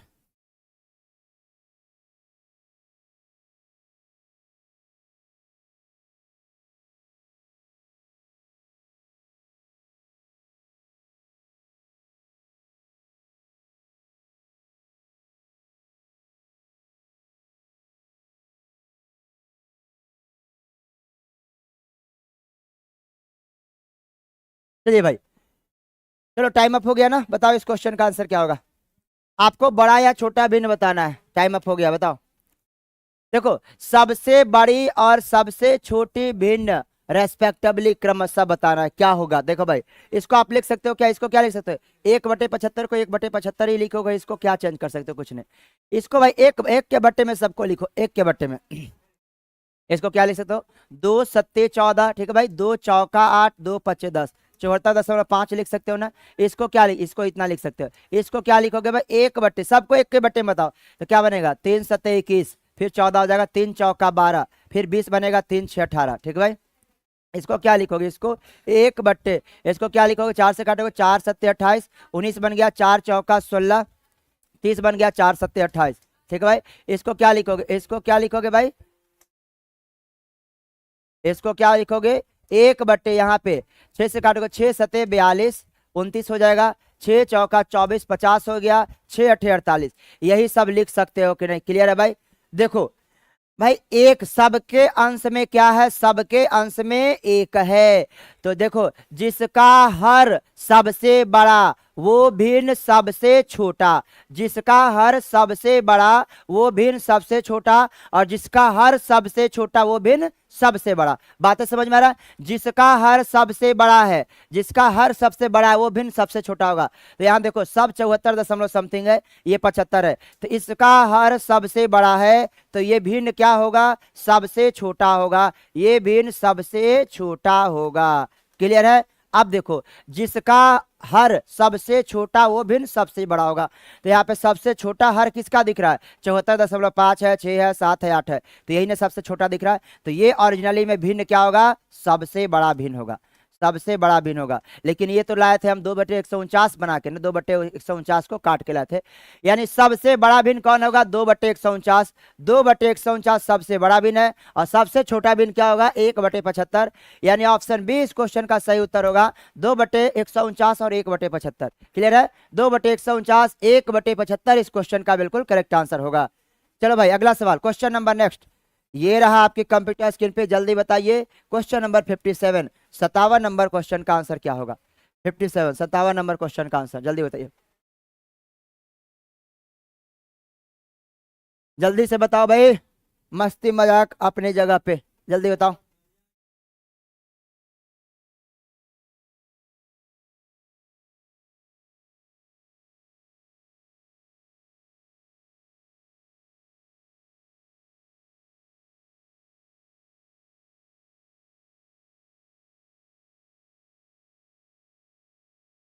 हो गया, देखो भाई 776 क्या, 776, 767 है ना, 767 किससे कटेगा, 7 7 14 6 20, 3 से तो नहीं कटने वाला, 13 से कट रहा है, 13 से कटेगा। ठीक है भाई, 13 25 65, ठीक है भाई, 13 25 65 हो जाएगा, 65, 13 9 117, 13 गुना 59 बन रहा है, 2773, 2773 किससे कटेगा भाई, ये दो अभाज्य संख्या कुल गुणनफल है ना, तो पक्का या तो ये 13 से कटेगा या तो ये 59 से कटेगा। ठीक है भाई, तो ये किससे कट रहा देखो तो, 13 से कट रहा, 13 दूना का 26, 17 बन जाएगा, 13 4 नहीं कटेगा, 13 से नहीं कटेगा, यानी ये पक्का 59 से कट रहा, 59 से पक्का कटेगा ही कटेगा। 59 गुना कितना बनेगा, देखो 6 चौका 24, 59 से 4 बार में तो कैंसिल होना ही है। ठीक है भाई, 6 चौका 24, 240 में 4 घटा दोगे तो यानी 236, तो कितना बना, 17 से 6 1, 7 से 6, 7 से 3 बनेगा 4, यानी 413 कितना बार में कटेगा, 6 7 42। ठीक है भाई, 6 9 54, 9 से कितना मैं 7 बार में कट रहा, 7 9 63 3। ठीक है भाई, 7 5 35 और 6 बिल्कुल 35 6 41, यानी कितना बार में 47 बार में कट रहा 7 से। ठीक है भाई, क्लियर है, 7 9 63। ये देखो इसको क्या क्या लिखा जा सकता है, 767 को हमने लिखा 13 गुना 59, और 2773 को लिखा हमने 59 गुना 47।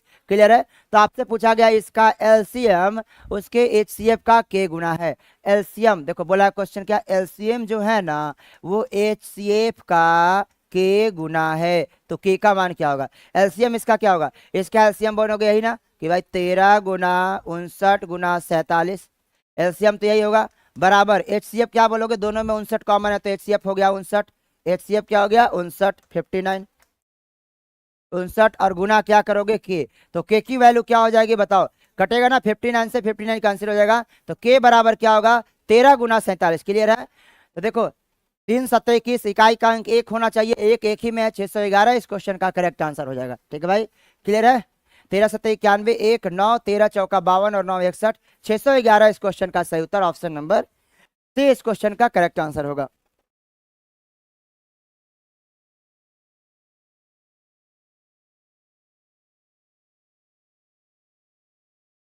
चलिए क्वेश्चन नंबर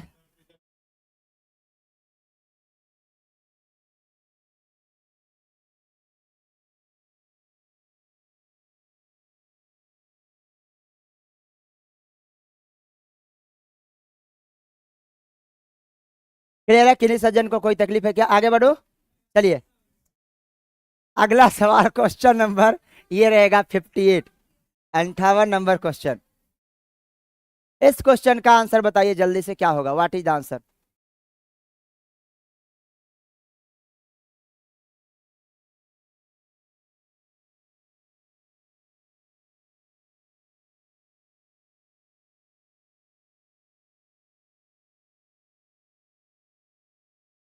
चलो भाई, हो गया? चलिए बताइए 58 नंबर।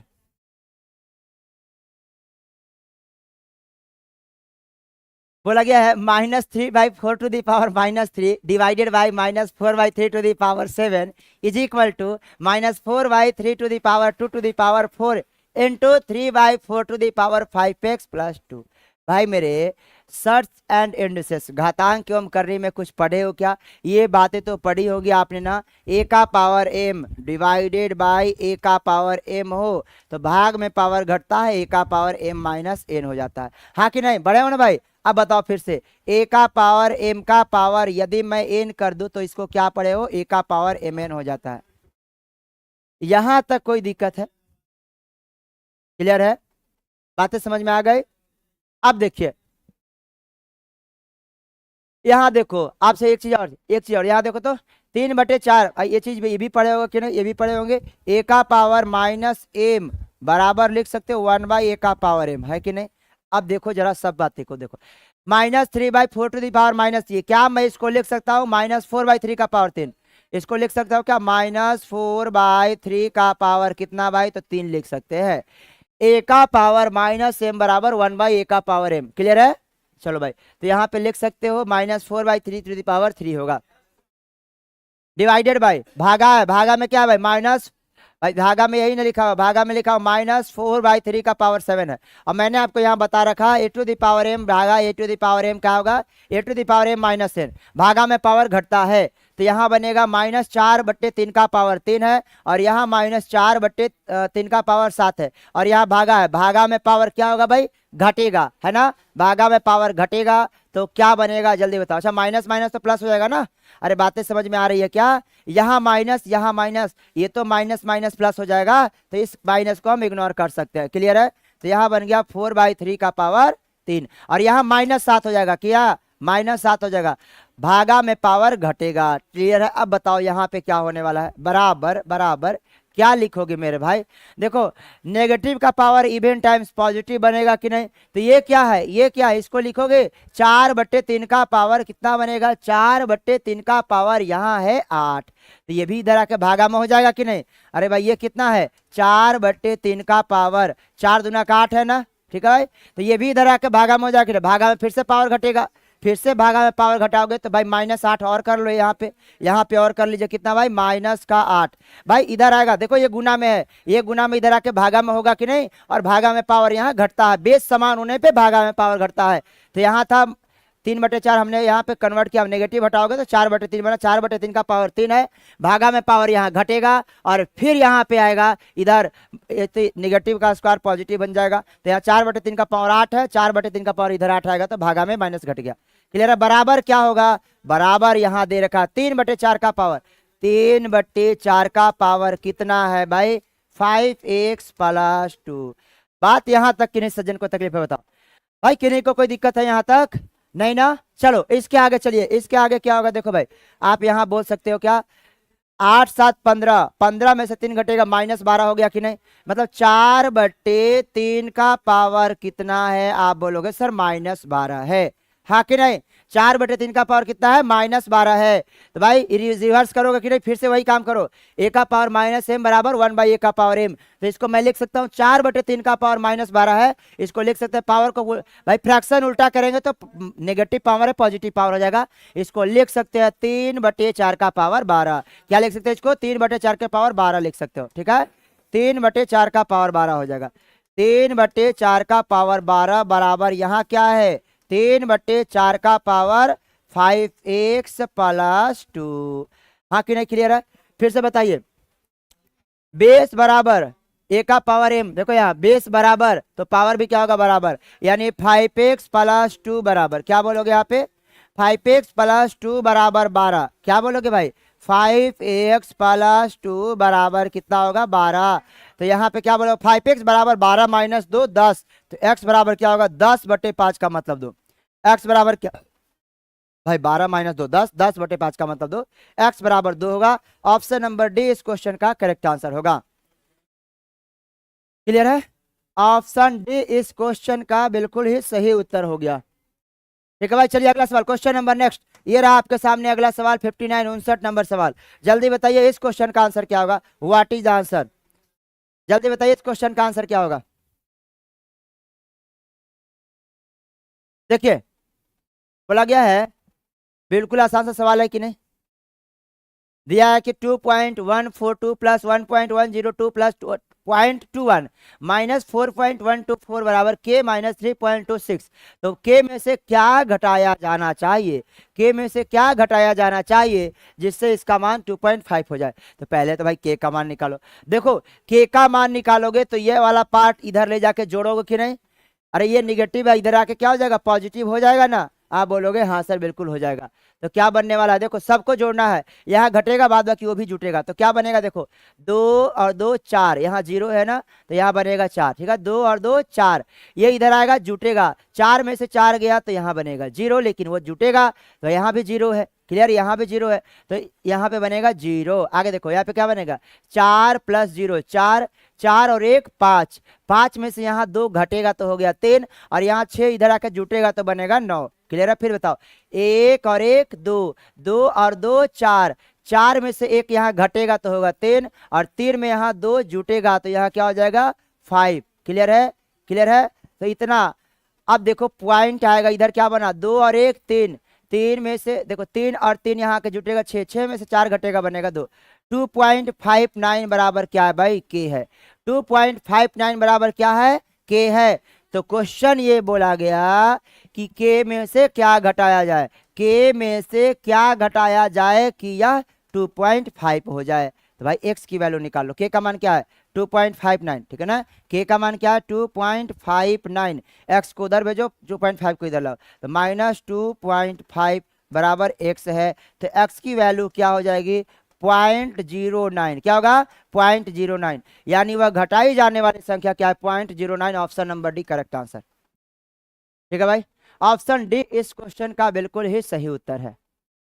आगे चले क्या, जल्दी बताइए, किन्हीं को कोई दिक्कत नहीं ना। चलिए अगला सवाल, क्वेश्चन नंबर नेक्स्ट। ये रहा आपके सामने 60 नंबर सवाल, 60 नंबर क्वेश्चन। जल्दी बताइए इस क्वेश्चन का आंसर क्या होगा, व्हाट इज द आंसर, क्या होगा बताइए इस क्वेश्चन का आंसर।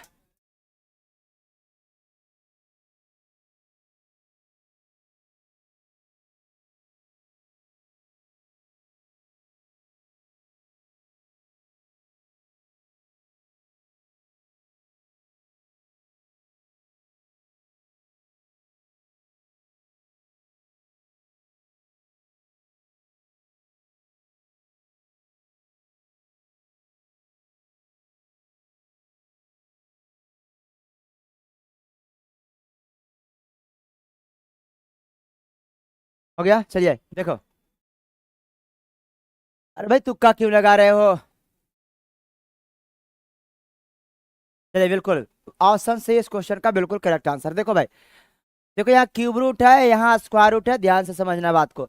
ये क्यूब रूट है, इसको क्या लिख सकते हो रूट, क्यूब रूट, इसको लिख सकते हो क्यूब रूट। देखो 16 गुना ये किससे कटेगा 4 से कटेगा, क्या बिल्कुल 72 है, 4 से कटेगा, 4 गुना ये किसका लिया लिख 4 तिये 12, 16 4 चौका 16, 12 4 तिये 12। ठीक है भाई, डिवाइडेड बाई है तो बट्टे ले आओ बट्टे, ये क्या बनेगा स्क्वायर रूट है ना, तो इसको क्या लिख सकते हो रूट अंडर 8 गुना ये किससे कटेगा भाई ये किस 2 से तो कट जाएगा ना, हाँ 2 से कट जाएगा 144। अब देखो भाई इसका ऊपर वाले का अंश का निकालना है घनमूल, हर का निकालना है वर्गमूल। तो देखो घनमूल मतलब देखो 16 चौका 64, 64 का घनमूल क्या होगा 4, 4 का क्यूब 64 होता है ना बिल्कुल, 3 का 7 का क्यूब 343 है, इसका घनमूल क्या हो जाएगा 7 बट्टे, यह क्या बनेगा 8 दुना 16, 16 का वर्गमूल क्या होता है 4 गुना 144 का वर्गमूल क्या होता है 12, हाँ कि नहीं, क्लियर है। तो देखो मेरे प्यारे भाई 4 से 4 घर जाएगा कि नहीं, यानी 7/12 बिट क्वेश्चन का बिल्कुल सही उत्तर होगा ऑप्शन नंबर सी। जो भी किए हैं वो बिल्कुल सही किए हैं, बाद बाकी गलत किए हो। क्लियर? मस्ती करना आप लोग नहीं छोड़ोगे, ठीक है ना। चलो अगला सवाल पे चलेंगे तब फिर। चलिए भाई, जो पढ़ रहे हैं अच्छे से आंसर करते रहिए, क्वेश्चन बनाते रहिए, ठीक है ना। और मस्ती करने वाले को कोई रोक नहीं सकता, लेकिन भाई मस्ती भी जरूरी है, लेकिन यहाँ तो पढ़ने आए हो ना। हाँ भाई बिल्कुल मस्ती जरूरी है, क्योंकि जिनकी मस्ती जिंदा है उनकी हस्ती जिंदा है, ठीक है। तो मस्ती करते रहो, लेकिन यहाँ यूट्यूब पे आए हो पढ़ने तो पहले पढ़ लो, उसके बाद मस्ती करना, ठीक है। चलिए क्वेश्चन नंबर, इस क्वेश्चन का आंसर दीजिए। 61 है आपके सामने।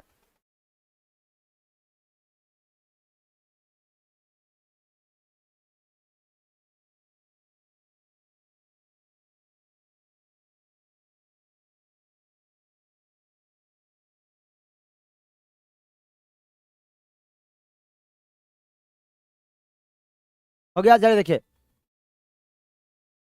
बिल्कुल भाई सॉल्व कर लेना। क्या बनेगा, 2 से गुना करोगे है ना, तो ये बनेगा 3 दूना का 6, 6y और माइनस 4 दूना का 8 बनेगा, प्लस का 6 है, और बट्टे में क्या है भाई, यहाँ देखो 3y माइनस 5y करोगे तो क्या बनेगा, -4 माइनस 2y। क्लियर है, बनेगा ना। अब बताओ बराबर क्या है भाई, इसको बोल सकते हो 6/10, हाँ कि नहीं, ठीक है 6/10। फिर इसको कैंसिल करोगे तो क्या बोलोगे, 6/10 को कैंसिल करके 3/5 भी बोल सकते हैं, 3/5 भी बोल सकते हैं। और कुछ बोल सकते हो क्या, देखो तो यहाँ -8 प्लस 6 मिलके क्या बनेगा, या -2 भी बोल सकते हो कि नहीं, आप बोलोगे हाँ सर -2 भी बोल सकते हैं, ठीक है। चलो आप क्रॉस कर लो, तो क्रॉस करोगे तो क्या बनेगा, 5 6 30, 30y माइनस 10 बराबर 3 से गुना करोगे, 3 चौका माइनस का 12 हो जाएगा, -12 और माइनस 3 दूना का 6y बनेगा, ठीक है। y को एक साइड करोगे तो यहाँ आएगा y, यानी कि 30 और 6 कितना हो जाएगा 36, 36y बराबर 10 को उधर ले जाओगे तो भाई -12 प्लस 10 यानी -2 बनेगा। तो y की वैल्यू क्या आ रही है, -2/36 यानी -1/18। y का मान कितना आ गया, -1/18। लेकिन आपको क्या चाहिए, 9y प्लस, ठीक है भाई 9y प्लस 2।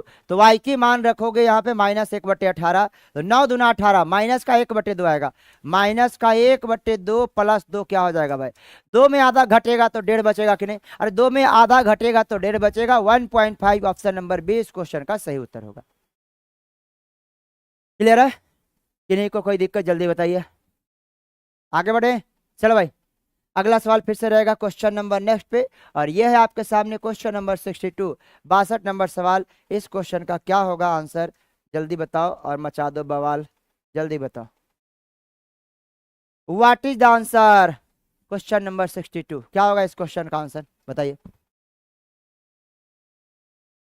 भाई। a प्लस बी का होल स्क्वायर आपको पता है क्या, जल्दी बताओ। a प्लस बी का whole square, a minus B का होल स्क्वायर, इतनी बातें तो आपको पता होगा ना।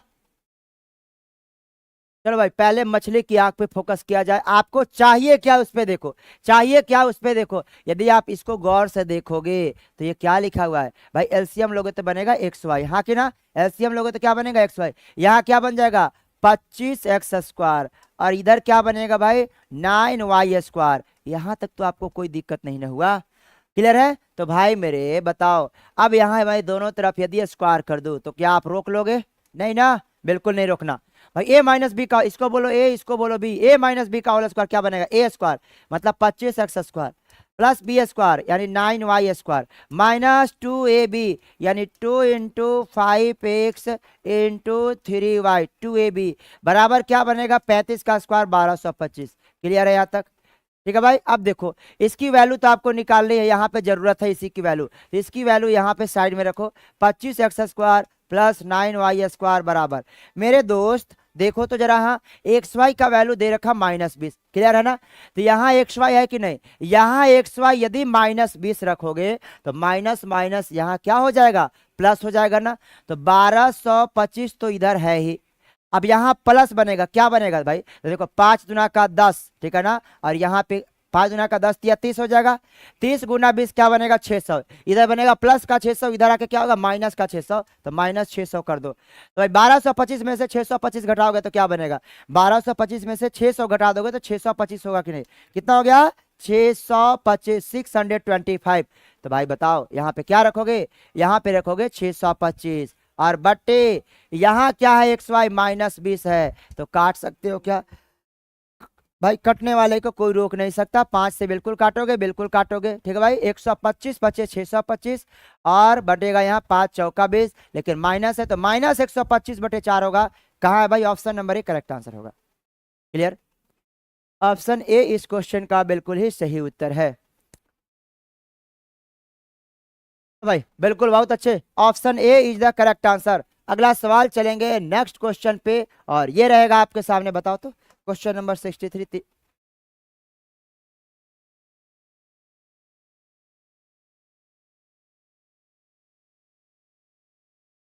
ये नहीं हुआ है, ये भी नहीं हुआ है, ये हो गया ना।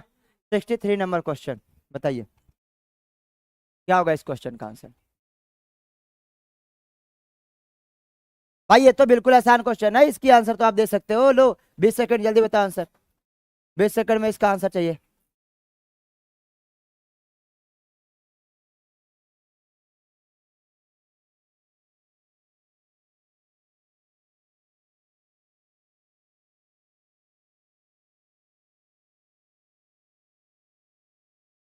Time up. चलो भाई बताओ क्या होगा। मतलब कोई दुकानदार एक खिलौना को उसके अंकित मूल्य पे 20% की छूट देकर बेचता है, इससे 25% का लाभ प्राप्त होता है। यदि खिलौने का क्रय मूल्य 160 रुपया तो उसका अंकित मूल्य क्या होगा। देखो भाई ध्यान रखोगे, यदि आपको परसेंट प्रॉफिट दिया हो और परसेंट डिस्काउंट दिया हो तो सीधा आप सीपी और एमपी का रेशियो निकाल सकते हो, क्रय मूल्य और अंकित मूल्य का सीधा रेशियो निकाल सकते हो। क्या होगा, 100 माइनस डिस्काउंट परसेंट बटे 100 प्लस परसेंट प्रॉफिट, और यदि माइनस लॉस रहेगा तो माइनस कर देंगे। बात समझ में आ रहा है भाई। सीपीएमपी का रिलेशन क्या होगा, 100 माइनस डिस्काउंट परसेंट बट्टे 100 प्लस प्रॉफिट रहेगा तो प्लस करेंगे और लॉस रहेगा तो माइनस करेंगे।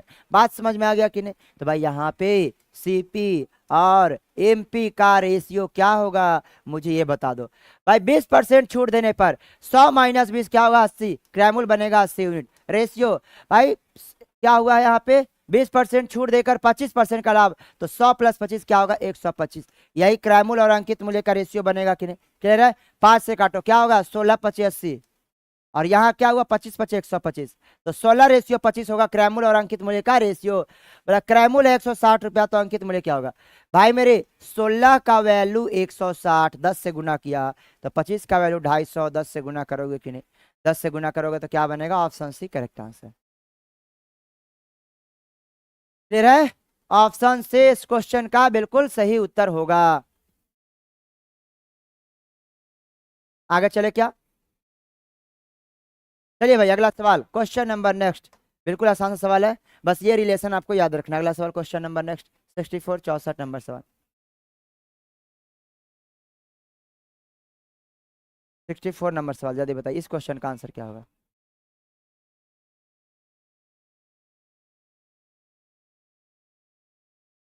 आपको ऑप्शन दिख रहे हैं क्या भाई, चारों ऑप्शन दिख रहे हैं, चलो चारों ऑप्शन दिख रहे हैं, बताइए आंसर क्या होगा, व्हाट इज द आंसर। बिल्कुल आसान सा सवाल है कि नहीं। देखो भाई इसको बोलो ए, इसको बोलो बी, ए माइनस बी का होल स्क्वायर, ए माइनस, डायरेक्ट ये फॉर्मूला भी बोल सकते हो कि ए माइनस बी का होल स्क्वायर प्लस 2ab क्या होता है, तो आप बोलोगे सर ए स्क्वायर प्लस बी स्क्वायर होता है, और ए स्क्वायर प्लस बी स्क्वायर कहाँ पे है, तो ए स्क्वायर प्लस बी स्क्वायर एक ही जगह आपको दिख रहा है। ठीक है भाई, ऑप्शन नंबर ए, ठीक है, ऑप्शन ए करेक्ट आंसर होगा। ठीक है, आप चाहो तो ए माइनस बी का इसको होल स्क्वायर ब्रेक करोगे, ए स्क्वायर क्या बनेगा, 16/9 A square plus B square, 9/16 B square minus 2ab, यानी -2 इंटू 4/3a और इंटू 3/4b। ठीक है, बराबर क्या होगा, यही ना, और यहाँ पे क्या है, प्लस का 2ab और है। देखो भाई तो यहाँ पे बोल सकते 3/4 से ये कैंसिल हो जाएगा, 2ab, 2ab से ये भी 2ab घर चला जाएगा, तो हमारा आंसर तो यही हो गया ना, 16/9 A square plus 9/16 B square. Option A इस क्वेश्चन का बिल्कुल करेक्ट आंसर हो गया। ठीक है, ऑप्शन ए बिल्कुल ही सही उत्तर है। क्लियर, चलो अगला सवाल, बिल्कुल आसान क्वेश्चन था। क्वेश्चन नंबर नेक्स्ट रहेगा आपके सामने 65 65 नंबर सवाल, बताइए इस क्वेश्चन का आंसर क्या होगा। भाई यदि आपका इसका कॉन्सेप्ट पता हो तो इस क्वेश्चन को देखते हुए 2 सेकंड में आप आंसर कर सकते हो।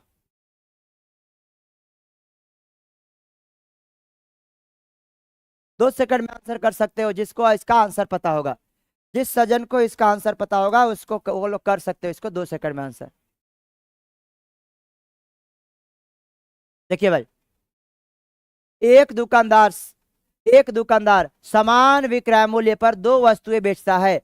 एक पे 15% का लाभ और दूसरी पे 15% की हानि पर इस स्थिति में कुल लाभ या हानि प्रतिशत कितना होगा आपको यह बताना है।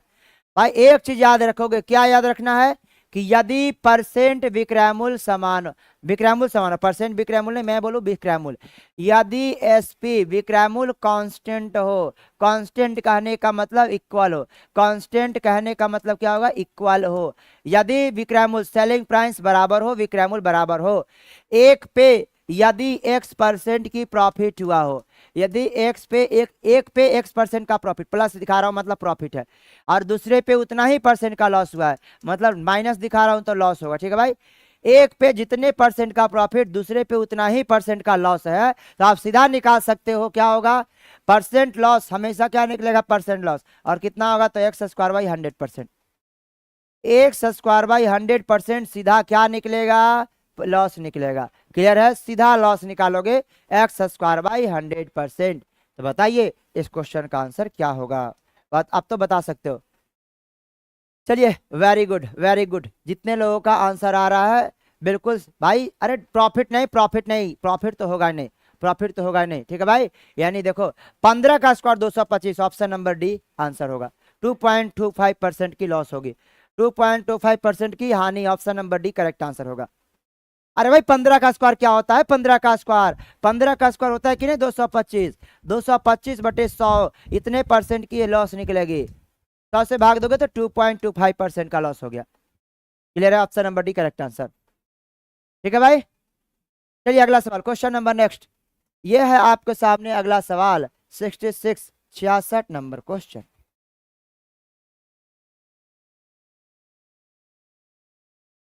जल्दी बताइए इस क्वेश्चन का आंसर क्या होगा, जल्दी बताओ मेरे भाई इस क्वेश्चन का।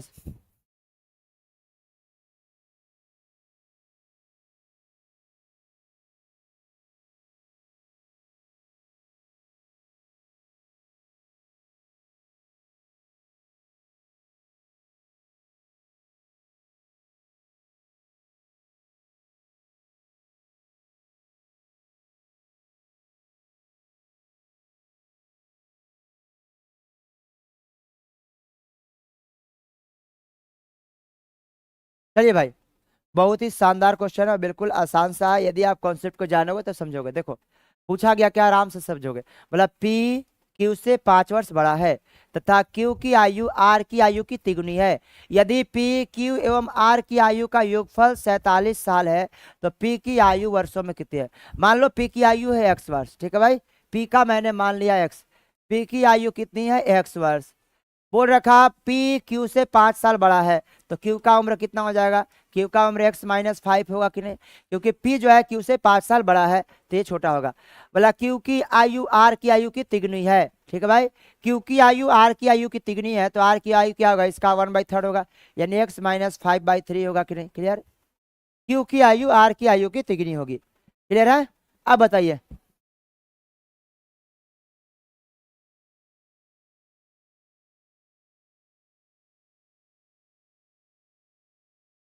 चलो देखो भाई, पी क्यू आर की आयु आपको पता चल गई ना, यहाँ पे पी क्यू आर की आयु पता चल गए। यहाँ क्या बोला गया है मेरे भाई कि बताओ, यहाँ योगफल दे रखा ना 47, तो सबको जोड़ो, सबके जोड़िएगा तो क्या मिलेगा, x+(x-5) प्लस x-5/3, सब मिला के कितना है भाई, दे रखा है यहाँ पे 47, 47 साल। क्लियर है, तो मेरे दोस्त बताओ क्या होगा, -5 को मैं उधर उधर भेज दूं तो क्या बनेगा, 47 और 5 कितना हो जाता है, 47 और 5 52 जाएगा 52, और यहाँ क्या बनेगा 2x, 3 दूना का 6x। ठीक है भाई, ये बनेगा ना 6x, 3 दूना का 6x, 6x माइनस यहाँ से क्या बनने वाला है 6x माइनस, ठीक है 6x यहाँ पे प्लस बनेगा x और माइनस बनेगा 5 और बट्टे आएगा 3। यहाँ तक कोई दिक्कत है तो बोलो, कोई दिक्कत नहीं ना है। अरे भाई 2x होगा, 3 दूना का 6x प्लस x -5/3, यही होगा भाई, 6 और 1 7x, 7x माइनस 5 बराबर कितना 52 तिया 50 तिया 150 2 तिया 6 156 हो जाएगा। तो 7x बराबर 56 और 5 61, 7x बराबर 56 और 5 61 161 यही होगा ना। तो x बराबर कितना हो जाएगा जल्दी बताओ। 7 दूना का 14 2 16 और भाई 7 तिया 21 यानी x इज इक्वल टू 23। क्या पूछा था पी की आयु x है मतलब 23 साल। ऑप्शन नंबर डी इस क्वेश्चन का सही उत्तर हो गया। क्लियर बताओ कोई दिक्कत किन्हीं सज्जन को कोई तकलीफ है भाई आगे बढ़ू क्या जल्दी बताओ एनीबॉडी किन्हीं सज्जन को यदि तकलीफ हो तो जल्दी बता सकते हैं।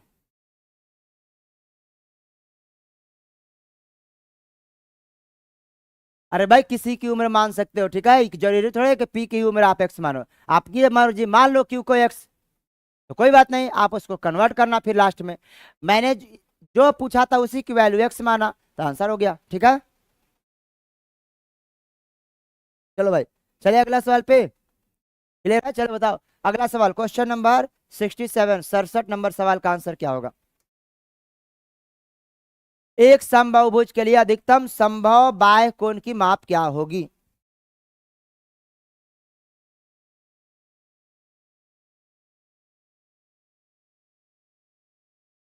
देखो भाई एक समबाहुभुज किसको बोलते हैं वैसा बहुभुज जिसकी सभी भुजाएं बराबर हो ठीक है भाई वैसा बहुभुज जिसकी सभी भुजाएं बराबर हो अधिकतम संभव बाह्य कोण। भाई बाह्य कोण बराबर क्या होता है 360 डिग्री बटे भुजाओं की संख्या n 360 डिग्री बटे भुजाओं की संख्या n ठीक है भाई। तो यहाँ बोला है अधिकतम अधिकतम बाह्य कोण चाहिए हमको बाह्य कोण क्या चाहिए ज्यादा चाहिए बड़ा चाहिए। तो भाई हमको यदि बड़ा वैल्यू चाहिए तो एन का मान क्या होना चाहिए सबसे छोटा होना चाहिए सबसे छोटा एन का मान लोगे जितना कम से भाग दोगे 360 में तभी ना बड़ा वैल्यू प्राप्त होगा।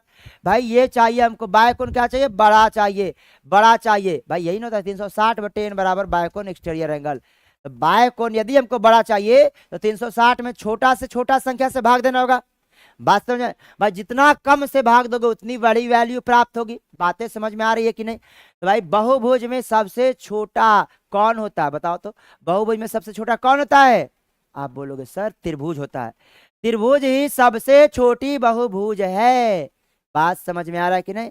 त्रिभुज से छोटा बहुभुज कोई होता है क्या जल्दी बताओ त्रिभुज से छोटा बहुभुज कुछ नहीं होता त्रिभुज सबसे छोटी बहुभुज है और वो भी समबाहु होगा क्या होगा वो भी समबाहु। बातें समझ में आ रही है ना समबाहुभुज है तो समबाहु त्रिभुज होगा ना भाई सारी भुजाएं बराबर और वो भी त्रिभुज तो समबाहु त्रिभुज इक्विलैटरल ट्रायंगल जिसकी तीनों भुजाएं बराबर होगी और तीनों कोण 60-60 डिग्री होगा और बाह्य कोण 120 डिग्री का होगा। तो भाई आंसर हमको याद हो गया 120 डिग्री। अरे भाई त्रिभुज होगा तो त्रिभुज का अंतःकोण 60 डिग्री। अरे समबाहु त्रिभुज चूंकि समबाहुभुज है तो समबाहु त्रिभुज और समबाहु त्रिभुज का अंतःकोण प्रत्येक अंतःकोण 60 डिग्री का होता है प्रत्येक बाह्य कोण 120 डिग्री का होता है। तो ऑप्शन डी इस क्वेश्चन का करेक्ट आंसर होगा। हालांकि आप ऐसे भी कर सकते हो कि त्रिभुज भाई अधिकतम चाहिए तो हमने न्यूनतम से भाग देना होगा और 360 बटे न्यूनतम भुजा वाला बहुभुज कौन सा होता है तो त्रिभुज होता है त्रिभुज की बात की जा रही होगी ठीक है ना। तो इसका करोगे तो क्या मिलेगा 120 डिग्री। ऑप्शन डी इस क्वेश्चन का सही उत्तर होगा। क्लियर। अगला सवाल क्वेश्चन नंबर नेक्स्ट ये रहे आपके सामने 68 नंबर सवाल। इस क्वेश्चन का तो आंसर आप दे सकते हो जल्दी बताइए इस क्वेश्चन का आंसर क्या होगा। ये लो जी आप टाइमर 20 सेकंड का और जल्दी बता दीजिए इस क्वेश्चन का आंसर क्या होगा।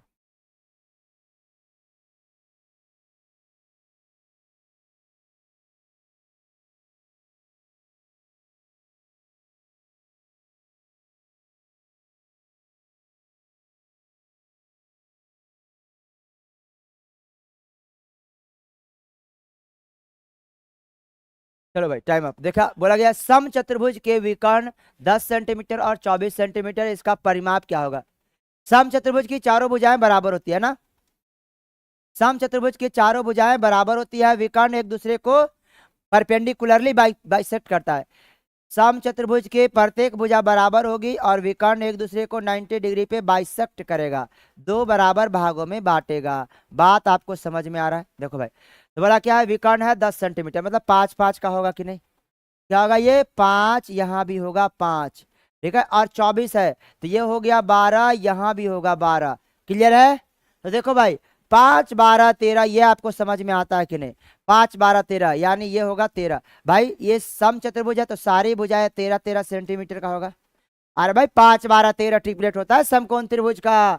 ये कैसे निकाल दोगे? नहीं याद है तो ऐसे कर लो, 5 का स्क्वायर प्लस 12 का स्क्वायर बराबर आ जाएगा 13। ठीक है, तो परिमाप क्या होगा? 13 चौका 52। परिमाप बराबर चारों भुजाओं का योगफल 13 13 13 13 13 चौका 52। ऑप्शन ए इस क्वेश्चन का सही उत्तर होगा। ठीक है, क्लियर है? सम चतुर्भुज का क्षेत्रफल यदि पूछा जाए तो 1/2 d1 d2 बोलोगे। सम चतुर्भुज का क्षेत्रफल यदि पूछा जाए तो 1/2 इंटू विकर्णों का गुणनफल बोलोगे। लेकिन अभी ये तो नहीं पूछा है, अभी क्या पूछा है? सम चतुर्भुज का परिमाप, तो चारों भुजा। भाई सम चतुर्भुज, इसमें एक ही प्रॉपर्टी आपको याद रखना है कि भाई सम चतुर्भुज का जो विकर्ण होता है एक दूसरे को लंबवत बाइसेक्ट करता है, द्विभाजित करता है, दो बराबर भागों में बांटता है। अगला सवाल, क्वेश्चन नंबर नेक्स्ट 69 69 नंबर सवाल।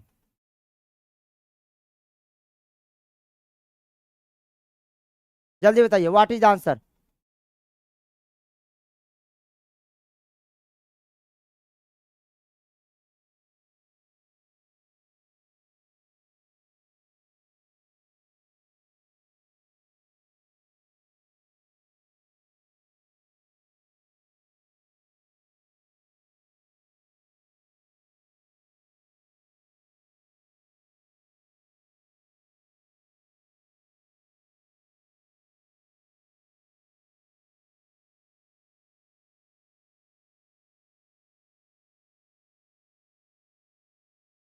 फिर देखिए बोला गया है एक पानी की टंकी बेलनाकार है, सिलेंडर ठीक है भाई, त्रिज्या 1.5 मीटर है और ऊंचाई 70 सेंटीमीटर। ये सेंटीमीटर, यहाँ मीटर, ध्यान दीजिएगा, सेंटीमीटर मीटर है। पानी की मात्रा लीटर में कितनी है या जिसे टंकी में संग्रहित किया जा सकता है? मतलब भाई आयतन आपको निकाल लेना। बेलन का आयतन क्या होता है? वॉल्यूम पाई आर स्क्वायर है ना, पाई आर स्क्वायर। देखो पाई की वैल्यू होगी 22/7 इंटू रेडियस। रेडियस देखो 1.5 मीटर है, 1 मीटर में 100 सेंटीमीटर होता है, तो इसको हम लिख सकते हैं क्या? 150 सेंटीमीटर। 100 से गुना करोगे तो क्या आएगा? 150 सेंटीमीटर। तो पाई आर स्क्वायर यानी 150 गुना 150 pi R square into H. H कितना है भाई? 70 सेंटीमीटर। ये आयतन बन गया सेंटीमीटर क्यूब में। ये आयतन किसमें बना? सेंटीमीटर क्यूब में। क्लियर है? कुछ कटेगा क्या भाई? कटेगा, क्या कटेगा? 7 से 7 कट जाएगा 10 बार में। क्लियर है? बताओ ये किस में बना है? सेंटीमीटर क्यूब में। क्लियर है? देखो भाई आपको चेंज किस में करना है? लीटर में। तो देखो एक मीटर क्यूब बराबर, ठीक है, आप याद रखोगे 1 मीटर क्यूब बराबर होता है 1000 लीटर। 1 मीटर क्यूब बराबर क्या होता है? 1000 लीटर होता है। क्लियर? तो बताइए क्या होगा आंसर? 1 मीटर क्यूब बराबर 1000 लीटर। सेंटीमीटर को मीटर में तो कन्वर्ट कर सकते हो ना, ये सेंटीमीटर क्यूब है। जब मीटर क्यूब में कन्वर्ट करना होगा तो आपको क्या होना करना होगा? 3 बार 100 से भाग देना होगा। सेंटीमीटर क्यूब को मीटर क्यूब में कन्वर्ट करने के लिए 3 बार 100 से भाग देना होगा।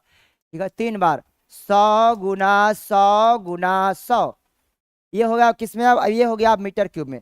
ये हो गया आपका आंसर किसमें भाई? मीटर क्यूब में। अब देखो ये मीटर क्यूब में बदला है। अब मीटर क्यूब को यदि आपको लीटर में बदलना है, 1 मीटर क्यूब बराबर 1000 लीटर, तो इतना मीटर क्यूब बराबर क्या होगा? इतना गुना 1000 लीटर। ठीक है ना? इतना गुना, ये मीटर क्यूब में है, ये मीटर क्यूब में, उसको बदलना है लीटर में। तो 1 मीटर क्यूब का वैल्यू 1000 लीटर होता है, तो इतना मीटर क्यूब है, इतना मीटर क्यूब का वैल्यू 1000 लीटर में गुना 1000 कर दोगे कि नहीं? तो अब करो गुना 1000 और गुना 1000 करोगे तो वो कन्वर्ट हो जाएगा लीटर में। ठीक है, गुना 1000 अब किस में हो गया भाई? लीटर में हो गया। अब आपको यह बात समझ में आ गया क्या? क्लियर है? यहां तक बात आपको समझ में आई कि नहीं? ठीक है भाई, अब बताओ इसको सॉल्व करके आप आंसर कर दो। सॉल्व कीजिए, आंसर आपके सामने रहेगा। कटेगा कुछ क्या? बिल्कुल कटेगा। क्या कटेगा भाई? 3 जीरो से 2 और 1, 3 जीरो खत्म। 1 जीरो से यहाँ 1 जीरो खत्म। 1 और 1 2 जीरो से यहाँ 2 जीरो खत्म। यानी हमारा आंसर क्या हो जाएगा? यही बनेगा कि नहीं? क्लियर है? देखो 15 दूना 30 जीरो 3, 15 दूना 30 और 3 33, 330 गुना करोगे फिर से 15, तो आंसर हमारा क्या होगा? 0 15 3 45 5 4 45 और 4 49, यानी 4950। ऑप्शन नंबर बी इस क्वेश्चन का करेक्ट आंसर होगा। इतना लीटर हमारा आंसर होगा। ऑप्शन बी करेक्ट आंसर होगा। क्लियर है? ऑप्शन नंबर बी इस क्वेश्चन का बिल्कुल सही उत्तर है। चलिए भाई अगला सवाल, क्वेश्चन नंबर नेक्स्ट 70। ठीक है भाई। और आज की सेशन का ये लास्ट सवाल होगा, जल्दी बताइए इस क्वेश्चन का आंसर और फिर हम लोग चलेंगे कहाँ, गुड नाइट करने, है ना भाई। चलो बच्चे बताओ, जल्दी बताओ इस क्वेश्चन का आंसर क्या होगा, व्हाट इज द आंसर।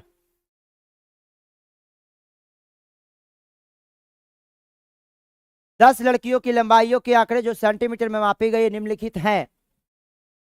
तो बोला माध्य लंबाई से अधिक लंबाई वाली लड़कियों की संख्या कितना है, माध्य लंबाई से अधिक लंबाई वाली लड़कियों की संख्या कितनी है, आपको ये बताना है, जल्दी बताइए। चलो भाई देखो क्या बोलोगे, जोड़ना है सबको ना। माध्य बराबर क्या होता है, आंकड़ों की योग बटे आंकड़ों की संख्या, ठीक है। तो जोड़ो, कितना बनेगा, 5 और 9 14, ठीक है भाई। ये नहीं बोलोगे 5 और 9 14, 14 और 8 22, 1 23, 2 25, 25 6 31, 31 9 40, 40 और 4 44 का बनेगा 4, कैरी हो गया 4, 4 3 7, 7 5 12, 12 3 15, 2 17, 5 22 और 3 25, 4 29, 29 और 4 कितना हो जाएगा 33, 4 37, 37 4 41, 1 बनेगा फिर से 4, 5 6 7 8 9 10 11 12 13 14, यानी 1414 हो गया योगफल। कितने हैं, 10 लड़कियां हैं, तो बट्टे 10 करोगे तो हमारा औसत कितना हो गया 141.4। माध्य औसत कितना हो गया 141.4। तो आपसे क्वेश्चन में ये पूछा गया है कि कितनी लड़कियां जो है माध्य ऊंचाई से, माध्य लंबाई से अधिक लंबाई वाली लड़कियों की संख्या कितनी है। तो 141.4 से ज्यादा कितने हैं, तो ये तो नहीं होगा ना, ये नहीं होगा, ये एक ठो होगा, एक ठो यहाँ, ये भी नहीं है, ये भी नहीं है, दूसरा ये भी नहीं है, ये भी होगा, ये भी होगा, ये भी होगा, ये नहीं ले सकते। कितनी लड़कियां, 2 2 4 और 1 5, 1 2 3 4 5, 5 लड़कियां ऐसी है जिनका लंबाई औसत लंबाई से ज्यादा है, ठीक है भाई। तो इस क्वेश्चन का आंसर क्या हो गया, ऑप्शन नंबर डी, ठीक है भाई, ऑप्शन नंबर डी। 5 लड़कियों के ऊंचाई जो है औसत ऊंचाई से, ठीक है, ऊंचा है। क्लियर, फिर इस सज्जन को कोई तकलीफ है तो आप जल्दी बताओ, जल्दी बताओ भाई। अब मैं सेशन को समाप्ति करने वाला हूं, क्लियर है। चलिए तो यहां पे आज की सेशन को मैं समाप्त करूंगा, ठीक है भाई। चलिए तो इस रात्रि, ये रात्रि का सेशन हमेशा चलते रहेगा इसी तरह। तो फिर हम मिलेंगे कल की डेट में आगे, ठीक है भाई। कल हम लोग मैच का भी मजा लेंगे और उसके बाद आपकी क्लासेस भी करवाएंगे, ठीक है ना। तो इसी उत्साह उमंग के साथ मिलेंगे अगले क्लास में। आज के लिए इतना ही, इतना प्यार देने के लिए सभी को दिल से धन्यवाद। तो भाई चलो शुभ रात्रि सभी लोगों को, thank you so much, bye bye, love you all, शुभ रात्रि।